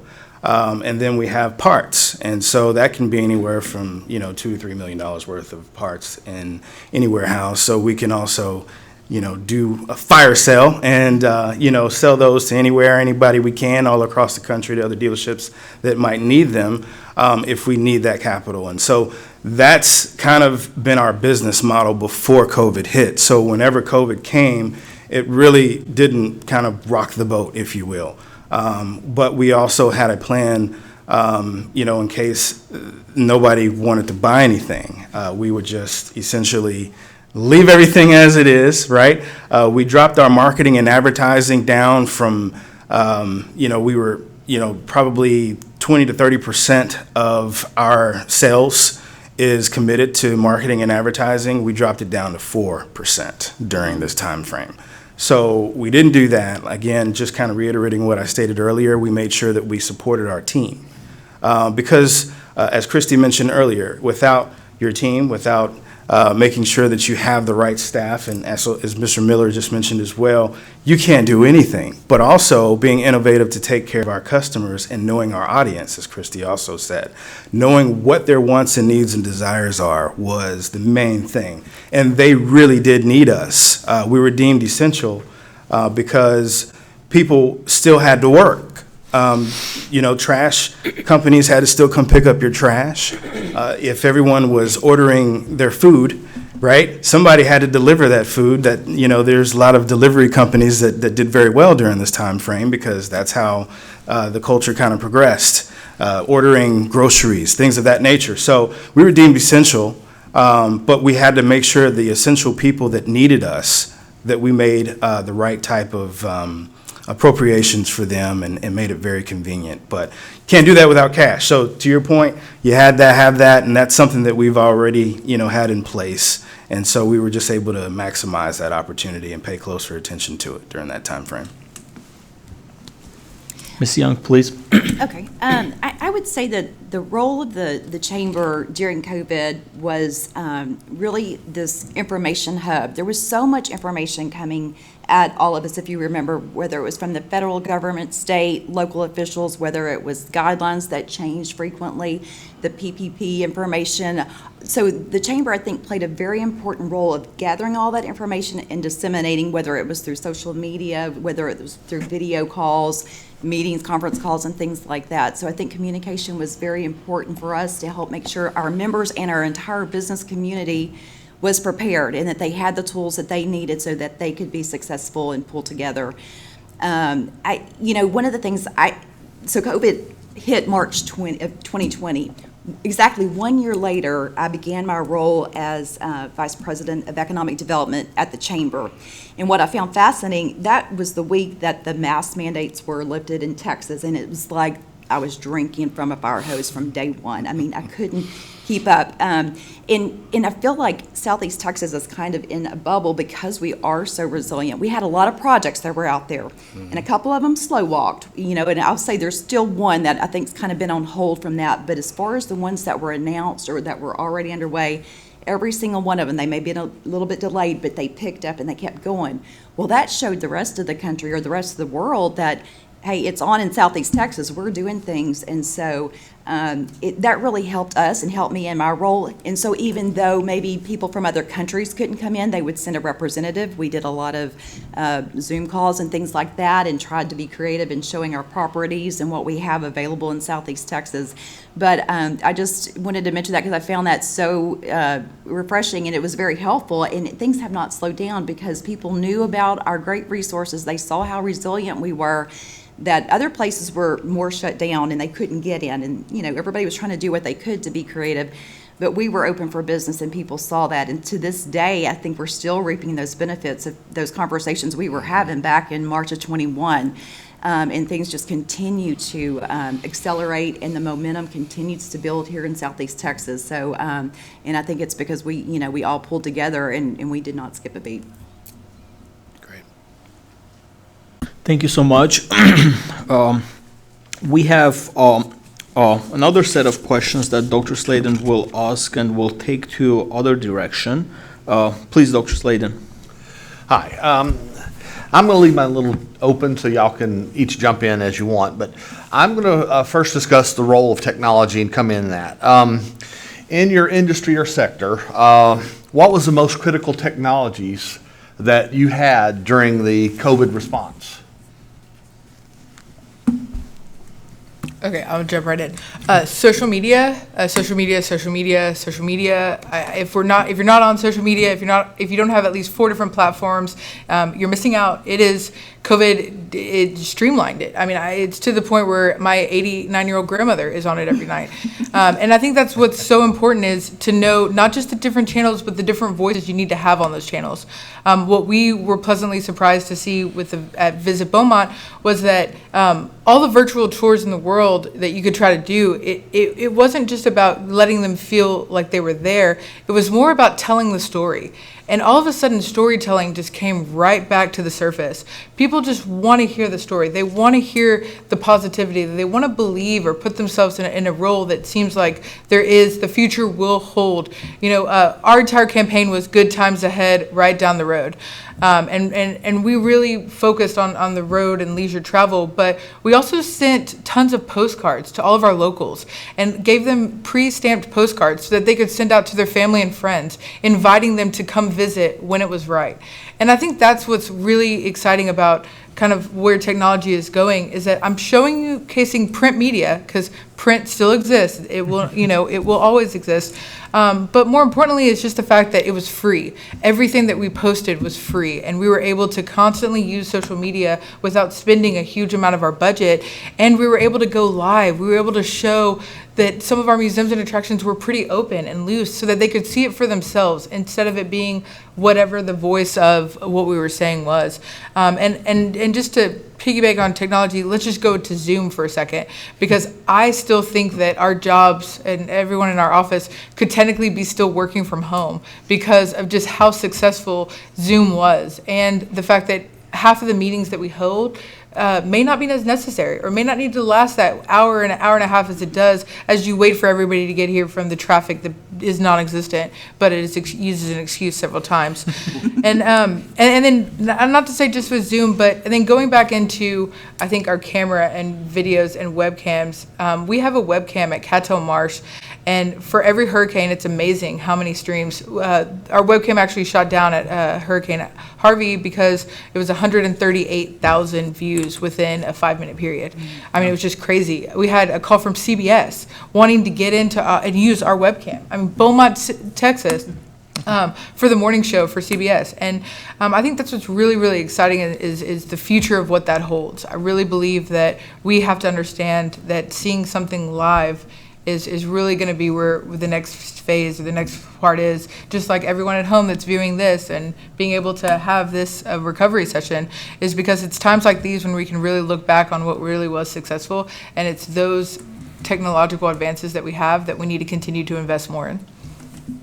I'll just jump in on the Zoom. I just found it fascinating how many nonprofits conducted their annual charity events through a Zoom virtual thing, and it was like a professional production, right? They were cutting to this person over here, and and the music and the things that I was so impressed with that. So I think we all learned so many skills we never thought we would have, but it allowed these nonprofits to still fundraise and to still, I know some people would deliver food to your house, like you were eating at the gala, but it was in a styrofoam box or whatever. But we adapted, we made it work, and so I was just so impressed with so many different nonprofits in this area. As far as automotive is concerned, yeah, there were two things. One, I have to definitely agree with Christy. She said social media platforms. That was just great for us because everyone lived on social media. What else do you have to do, right? And so I saw DJs, I saw all kinds of stuff going on social media at that time. We actually took the liberty to do a video. And what we did was we showed how sanitary we were at our dealerships. We wore masks, we social distance, we had signage positioned in our service departments respectively of how close you should be, and all of that good stuff. We sanitized your vehicle prior to bringing it in to our technician to get service, and then after he finished, he sanitized it. So we showed a video feature on social media that we circled around, and it got so many views. And so people got built a little bit more confidence in coming in if they wanted to take that risk because they knew that we cared about their safety. And so that was ultimately great. And then also the platform of buying a vehicle, we streamlined it. We made it to where you didn't have to go back and forth, no negotiation, no 2 hours of waiting time at the dealership. You were essentially able to do everything you wanted to do on our website, and then we'd contact you, we'd bring you the vehicle, we'd bring you the contract, you could sign it, and then you could give it back to us. And we've even taken it a step further. Now we have incorporated a piece, DocuSign. You guys are familiar with that. So we've incorporated a DocuSign feature. It's not DocuSign per se, but it's a DocuSign feature that now if people want to continue to do that, they can. But what we found out was that most people don't want to do that. It's probably less than 3% of our business right now. Everybody loves to touch, feel, and be engaged and stuff like that, and we love that. So, that's our thing. Come get a cup of coffee. But with that being said, that's what we were able to do, and that's some of the technology that we were able to implement during that time frame.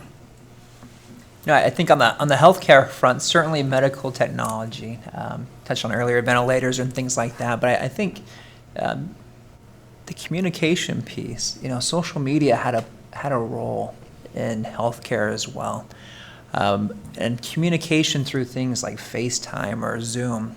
The pandemic was what made it challenging. When not only was it a disaster for everybody at once, but it was a disaster of isolation. And so as people went through it, they felt alone. And on the hospital side, as we're caring for patients and trying to ensure that we're caring for those patients where there are, part of a healing environment involves family and friends typically. But during COVID, we had to limit and for a while not even allow patients and families and friends to come to the hospital just to try to reduce the spread of the disease. Now, within the walls of the hospital, we have a lot of precautions, of course, to isolate disease within it. But you didn't know who was coming through the door if they had something or not. And so to have a patient who would be critically ill at times and couldn't have a loved one by their side, that was a double whammy. Physically, they're impaired. Emotionally, they're distraught. And times like that, much like it's been pointed out, whether it's through, we connected with those patients and those families via technology. It was as simple as an iPad or a phone in the room where people could speak to their loved ones and still have that contact. Absent that kind of technology, that wouldn't have happened. You would have patients in the hospital, some at death's doorstep, who would go through that alone, and that's a tragedy. And so I think even that kind of basic technology level of communication certainly helped pull us through it. On the equipment technology side and innovation, I think about things like the COVID vaccines and to be able to produce them on mass scale in relatively short order, and to cut through some of the bureaucracy that historically would slow down the advent of new pharmacy type products. That was critical. And regardless of where you fall in kind of the vaccine discussion or how you feel about it, to be able to have an industry turn out a vaccine that's addressing a current disease state that wasn't there before, and to do it on a mass scale of production that hadn't been done before, I mean, that's a technological miracle in part. And so seeing that was certainly critical on the healthcare side. So I think, that communication technology and then just being able to use the innovative minds of industry throughout the world and medical industry to try to come up with solutions to a problem that hit us fast and hard and was relentless. Ron, I was at Baptist Hospital from 2006 to 2013. And I remember we kept talking about telehealth. There was funding for telehealth, and it existed, but it was, COVID kicked that into high gear. I did telehealth visits, and I know my 19-year-old still prefers to do telehealth. And I was like, no, you got to go in. They got to see your color. They need to see you in person. But I think that really kicked telehealth into high gear. And then looking at virtual reality, how they use that for physical therapy and things like that, just amazing things. So I was so excited to see that finally get pushed out there. Yeah, and I couldn't agree more on the telehealth side. Certainly there's times where your illness needs to be physically assessed. But there's other times where a doctor on the phone or on a screen can do that assessment. And historically, what's hindered that, in all honesty, is in part it just wasn't being paid for by insurers or by the federal government. And so kicking a pandemic where the options were, well, I can't get care, or, insurers and federal government, paying for some level of telehealth makes sense. I think that's going to be one of the lasting positives of COVID in our industry, is it did open that telehealth door where appropriate. And my hope is that continues to stay open, because there certainly are disease states and challenges where an assessment via technology can be more than adequate. So. Great. Well, thank you.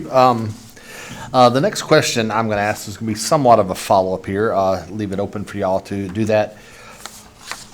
In your industry or sector or field, how viable do you think it is going to be, work for home being a possibility that takes off? That was basically something that very seldom happened in the past, and then with COVID, so many people switched to it. And in the earlier session, we talked about how it's going back, but do you think that there's going to be a permanent workforce in your fields that's going to be able to do that? I know a lot of our students have been hired, and they're actually still living here, but yet they're actually working for a company hundreds, if not thousands of miles away, in essence. So how viable do you think work from home is going to be with the technology and going forward? Yeah, my contribution is probably pretty limited on this one. As much as telehealth has a role, it can't run a hospital and it can't care for you at the bedside. But that said, there are support roles in a healthcare industry, kind of like medical billing, coding, registration, things like that. Some of that can be done remotely. And so the bedside care, we're not going to be able to figure out how to do that remotely per se. But the support roles, and we've seen that in our own company. A lot of the corporate support functions have gone to more of a hybrid model. I guess I could speak up for the car business and retail side. Obviously, that's not possible. We worked through COVID, but it's because we were servicing first responders and people that had to essentially be out on a regular basis. But we have support people, as what was just mentioned, that we do have interactions with. I have a lot of vendors that I might have conferences with, and they're at home with their dog barking in the backyard or in the kitchen, wherever they are. And so I think that there is a role. I just don't believe that it's going to be probably something that's permanent. I don't know that it's justifiable, especially with corporations that are spending a lot of their resources on facilities for their employees. I think that, it has a role. I just think that it's going to probably be more moderated. That's just my personal belief system. But as far as retail goes, we're at work every day. I think the hybrid is the key on this. I think that allows your employees flexibility. It gives you something to offer where you can work remotely, maybe 1 or 2 days a week. But I think that's where we'll see it. Like you were saying, how the students, I mean, so many over the last 3 or 4 years, that's all they know is working remotely. So I think that's going to, continue to be a viable option. But it's not going to be like they said in the beginning, where it was like, oh, we're going to lose, half our workforce to remote. But I do think the hybrid model is something that appeals to a lot of people, and it gives you something to offer employees, where they could, remote in a couple days a week. Okay, I'm not going to speak for the city of Beaumont because I really hope that they never actually have a stay-at-home option, because that would be really difficult with garbage and 90% of the city of Beaumont jobs. But, something, for the CVB specifically, I mean, so much of our job is being in the community and it's hands-on. And, I would hope that even though there is a lot that we could do from home, the other side of this, though, is that how many people we work with. So we actually hired somebody, an influencer out of Denver, Colorado, who managed our social media accounts for over 2 years from Denver, Colorado. And it was incredible because we had a real influencer, somebody who had a huge following and who obviously knew what she was doing, and she was able to take the voice of At Visit Beaumont and grow. And I mean, today she's the communication director after she moved here and worked for the tourism for the CVB, but it's just really exciting to see that growth because it proves that the future is going to be technology, and with the fact that technology allows us to do everything we need to from our home.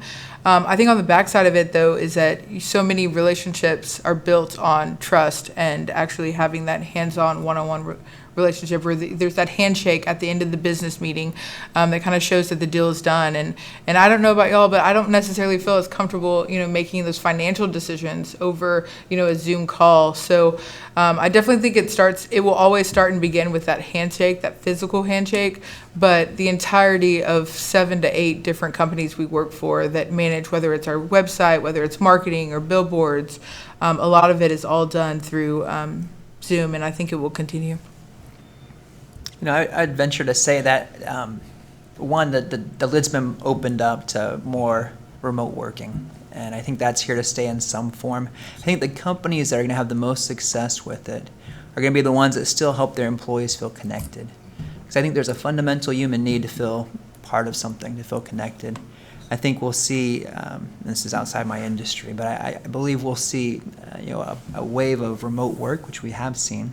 I think we'll see it swing back a little bit. It'll stay there.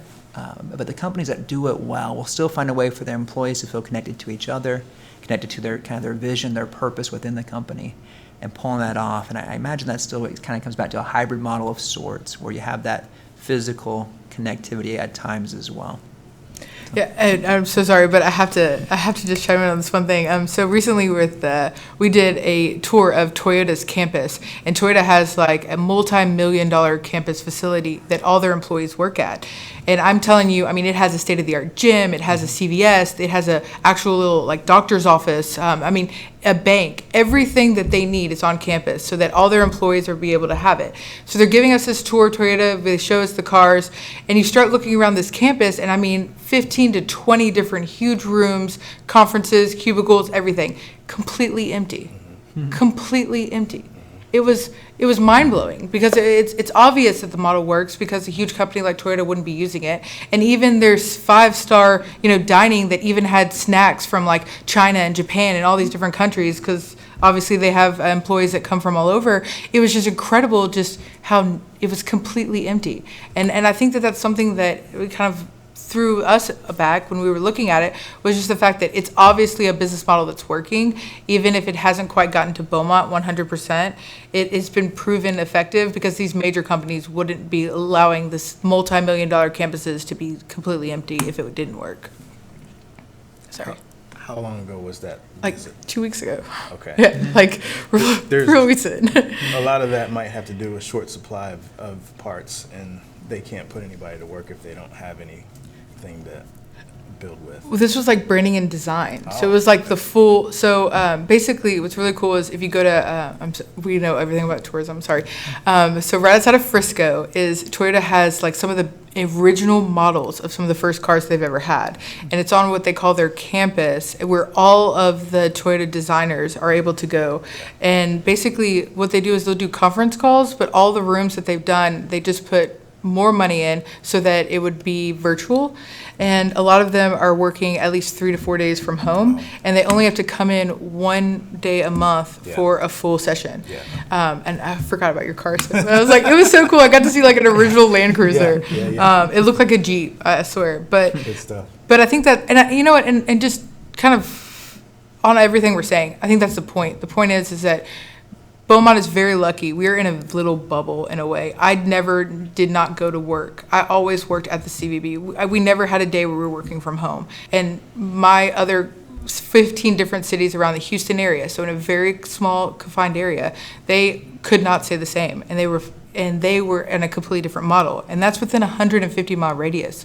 So we have to remember just how much bigger this is in perspective. I mean, the people in New York had a completely different experience than we did, and I just think that, in moving forward with any type, especially like hurricanes and everything else that nobody else can understand, I think we have to remember not just making a plan for what everyone would do, but making a plan that's specific for Beaumont and what it is that we have here.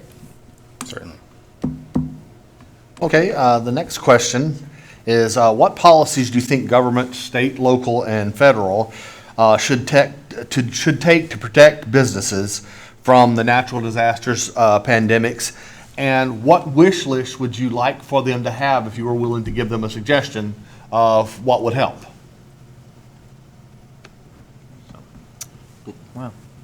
Well, I guess I can kind of kick it off. I'd say we really took advantage of the PPP loan, even though we actually didn't use those resources until the following year. We wanted to make sure they weren't going to take it back. Being capitalized is important, so we played that safe. But I thought that was fantastic for the government to step in and offer that resource for businesses, small businesses. And it certainly did help. We did put it to work. So I think that's how I would love to see them continue to support small business. In brief, I think that would be my wish list, that they would continue that if we happen to, hopefully don't have to go through that again. But if we did, I think that was a great opportunity. It made me learn from some of the mistakes. I know there was some fraud and things like that, but you're exactly right. I think having that funding available was a lifeline for so many of our businesses here in Southeast Texas. I think on the, I would suggest government's probably not known for being nimble in general. It's usually something set in place, it's kind of set in stone, and it takes sometimes little acts of Congress to change that. I think one thing that was helpful during the pandemic, which would be helpful in any kind of future disaster, it seemed like things got a little bit more flexible from a regulatory perspective.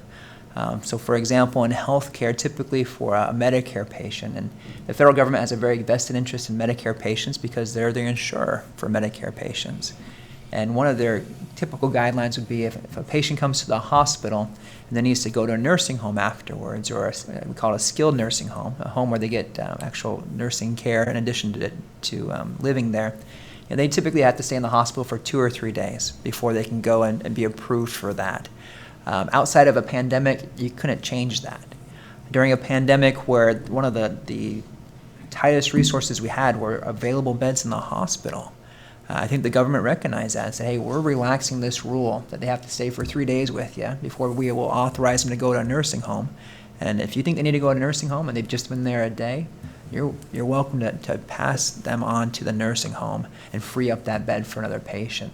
For our industry, that was big. And that's a level of flexibility that I don't think we typically would see in government policies, but I think that was wise and just kind of reacting to the moment and where are our scarce resources and how do we help free them up. And so just that, I guess, that flexibility of bureaucracy, which unfortunately is almost an oxymoron in itself. But I think there's 2 parts to this.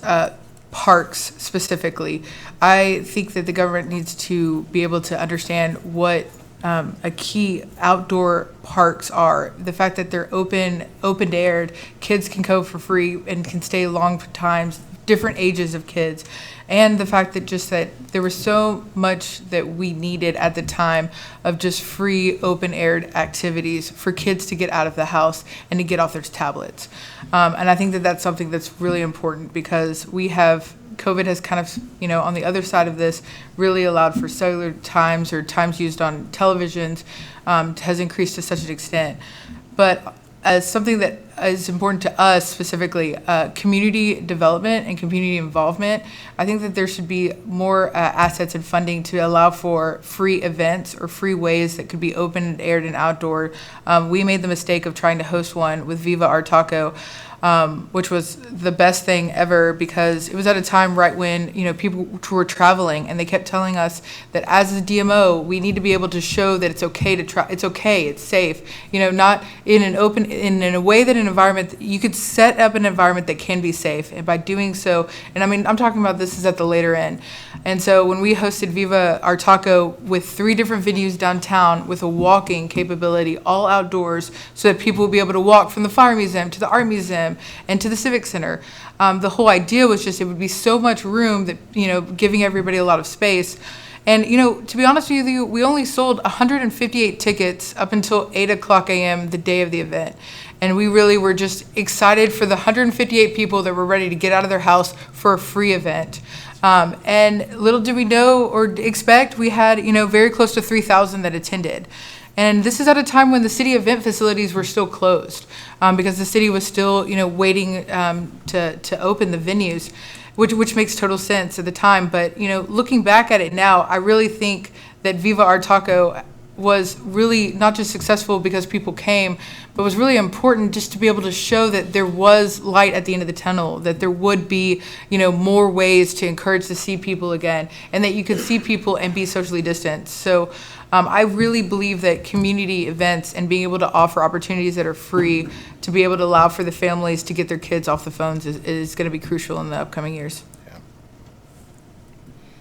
Okay, wanted to ask, from your perspective, do you think y'all are stronger, weaker, or about the same after COVID? I'd certainly say we're stronger. We've learned a lot. We've taken a lot of lessons from COVID. You know, human behavior, we're human engineers in the automotive industry, especially in the retail side.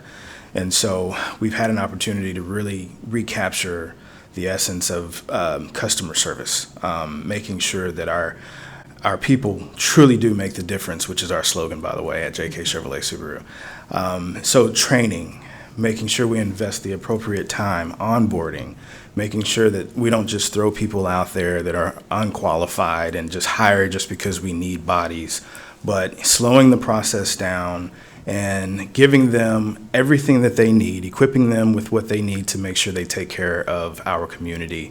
Also, it gave us an opportunity to revisit the local support that we can contribute to, whether it be nonprofit organizations, whether it be local events and things of that nature. And so we're taking more of a precedence and a committed point of view to make sure we're present in the community to make a difference. And so all of those things, you know, from education to supporting local schools with books and things of that nature that we've done in the recent past, to supporting local Dogtober events, things of that nature, all of that we've learned, and we will continue to do that, and we feel like that we have been, the community reciprocates it. So I feel like we're in a stronger position, and we are in a better mind frame, I guess, culture-wise, in the automotive industry, which everybody in here knows that the automotive industry hadn't had the best reputation over the last 30, 40 years. We've been able to take that and almost reinvigorate that narrative and change it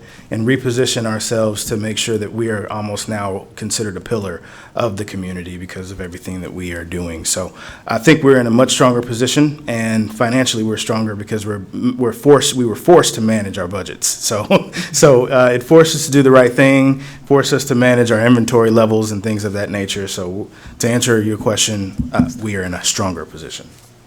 I think we get stronger from every disaster we go through in Southeast Texas. You know, starting back from Rita to Ike and all the flooding, the Harvey and all of those things, I think every event we go through, we get stronger. We learn as a community how to deal with those better and differently and think outside the box, and I definitely say we're in a stronger position. I think from a healthcare industry perspective, I'd say we're stronger industry-wide for a couple of reasons. It's probably not always on the micro level. The pandemic put a lot of hospitals in a lot of hurt, and some didn't make it through. But I think the ones that did are stronger for 2 reasons. One, on the human capital side, there's something very real about saying, look what we did. look what we made it through. And to be able to have your team say, man, that was terrible. Wouldn't do it again if we could avoid it, but if it comes again, we know we're ready. We can do it again. That's invaluable. And so I think that's one. And on a kind of a specific company level, we're stronger because we didn't stop planning for what would happen after the recovery. Certainly we circled the wagons. We focused on the here and now. How do you operate a hospital? How do you care for patients during the pandemic? But we still had a team that was working on when things get back to normal. What are our strategic initiatives? What are we still working on that you kind of sideline a little bit during the fire, but when the fire goes down, you find yourself getting back to normalcy. And we were able to keep that part of what we do going as well, and to continue to plan for the future. And how do we continue to grow our footprint in the market? How do we continue to get to where patients are and care for them where they're at, so that when the pandemic had passed, we weren't thinking, oh, let's start planning for the future. We still had our plans ready and hadn't let them go by the wayside. Yeah, for the year after COVID, the city of Beaumont had received $322 million in visitor spending.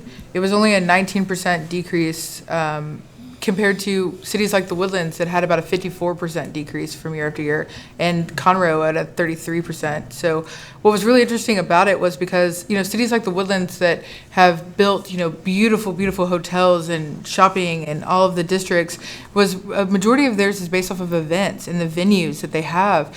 And at the time of COVID, there's, not much you can do with that. And not to say that it's not, a year later now back up to their normal numbers, but I think that's really the most important part, is that our assets are spread through other things. There's other things to do here besides just events. There's outdoors, there's museums that are affordable, there's, staycations for families. And I think that we just have to make sure that we diversify our portfolio in any job that you're doing, just to make sure that not all your eggs are in that one basket, like, the Woodlands got hit really hard. And then as far as the team's concerned, we just held Mural Festival, a 4-day festival with 17 new murals that are up in Beaumont right now. One of the top 3 largest murals is being produced right now at 10,000 square feet. And we did all of this in less than 6 months because we're so used to running and changing and building upon it. And I think it's because of COVID. Normally before COVID, we would have taken a year to host a festival like that. And now, just because of the way the team works, you're really able to get things up and running and adapt. And I think that we're way stronger for it. Well, if y'all would like, any closing comment or advice that you might want to give that you've learned or allow somebody else to know in your industry or sector would be appreciated. I would just say that, most of the time when companies reach out to us, they've done their research and they know that we live on the Gulf and there's hurricanes. But every once in a while somebody, says, why would we want to move our operations there? And I tell them, when Winter Storm Uri hit, I was at Crystal Beach. We rented a beach cabin for a couple weeks, me and the boys. You got to do online school anyway. We might as well be at the beach. And then here comes this snowstorm basically down there. We woke up and it was this winter wonderland. And I remember we went out that afternoon and of course no electricity. And there were already businesses that were posting, limited menu. They may have 2 or 3 items, but they could pivot because of their experiences through the hurricanes. They knew, okay, we don't have electricity, we don't have water, this is where we get it. They knew what to do. And I thought, my goodness, these people are the most resilient. I thought, the winter storm would throw them for a loop. It didn't. They didn't miss a beat, as well as in Beaumont and Southeast Texas in general. So I tell people, we are resilient. That's right. I wouldn't want to, there's disasters everywhere. There's all kinds of different disasters, no matter where you live. People here, they take care of themselves, they help their neighbors, they pull up. If you're going to have a disaster, I'd want to live in Southeast Texas, where I know we're going to get back online as soon as possible, and we know what we're doing, and we're going to take care of each other. That's right. That's good. Great point. Yeah, I think capturing, we go through a disaster and we figure we'll never forget what we did, and we'll be ready for the next one. And I think that never forget passes with time. And so things like hurricane, we don't forget because we've had them recently, right? And it's something we're accustomed to. I think in the case of a pandemic, what's going to be important is capturing in our various industries what helped us get through it, and kind of institutionalizing that memory so that it's not just some people who went through it and then when the next thing comes, they may be in the same roles. It's kind of capturing, much like this conference, around resilience and recovery. What are the things that were essential for each of our individual industries and companies to get through it. Memorialize that somewhere. So when it happens again, it's not going to happen in the same way. You won't be able to pull out a playbook and go A, B, C, D, E, but kind of broad strokes, here's what got us through it. 1, 2, 3, and here's what to focus on, I think will be important, because there will be another pandemic or there'll be another disaster that just comes from left field and we don't see it coming. And have we started to institutionalize that memory of how we got through the last one, and also have those communication practices in place that will help us communicate during the next one? So just kind of going in that same vein, you have to have a synergy. That's one of the main key components that I've taken from going through, whether it was COVID pandemic, whether it was going through hurricanes that we've survived at least 3 at the dealership with damaged vehicles, and also a fire that we sustained back in 2009. You have to pivot in communication, again, as we mentioned earlier, but the synergy and the push to make sure that we have a common theme of people don't care how much you know until they know how much you care. And so putting that message out and echoing that message around so people know that, hey, we're here for you. We may not have all the means, the resources that we had before, whether it was a pandemic, whether it was a hurricane, but whatever we do have, we're going to make sure that we make it good for you. We're going to do our best to try to accommodate you. And so those are those things that we have to continue to build on and prepare ourselves in the event that we do have another pandemic. And we continue to do that going forward. So that was our takeaway.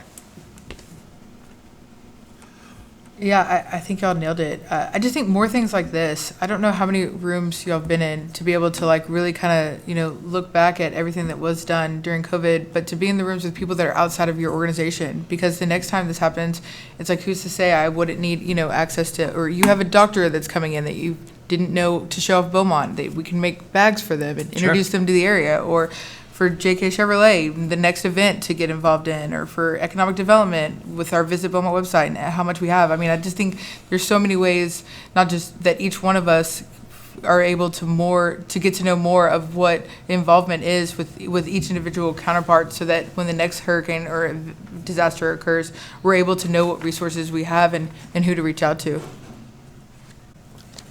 Well, I want to thank y'all for all y'all's interesting comments, and just let you know we did have over 100 people online that is viewing it. So we appreciate y'all showing up and giving us all this nice information.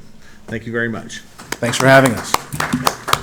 I want to personally thank the panelists, because they're all my friends. So I'm glad that you were able to come, and I those of you that were here at the end of the last panel, John was here, I asked, so what are you taking home with you? Well, what I'm taking home is similar to the first panel, except even more. Like, I have a smile. So if my daughter asked me tonight when we talk, I'm going to say, it was a great time. I left with positive energy that things are moving forward. And I think we saw that also earlier on in our work. The recovery from Harvey was tough. The recovery from Imelda was less tough. Right? Even though we had many of the same issues, I think we learn, we go forward, and maybe we can start teaching courses on recovery, right? Because we know how to do that. As James said, we had 114 people registered online, so even though you don't see very many people in front of you, you might become famous.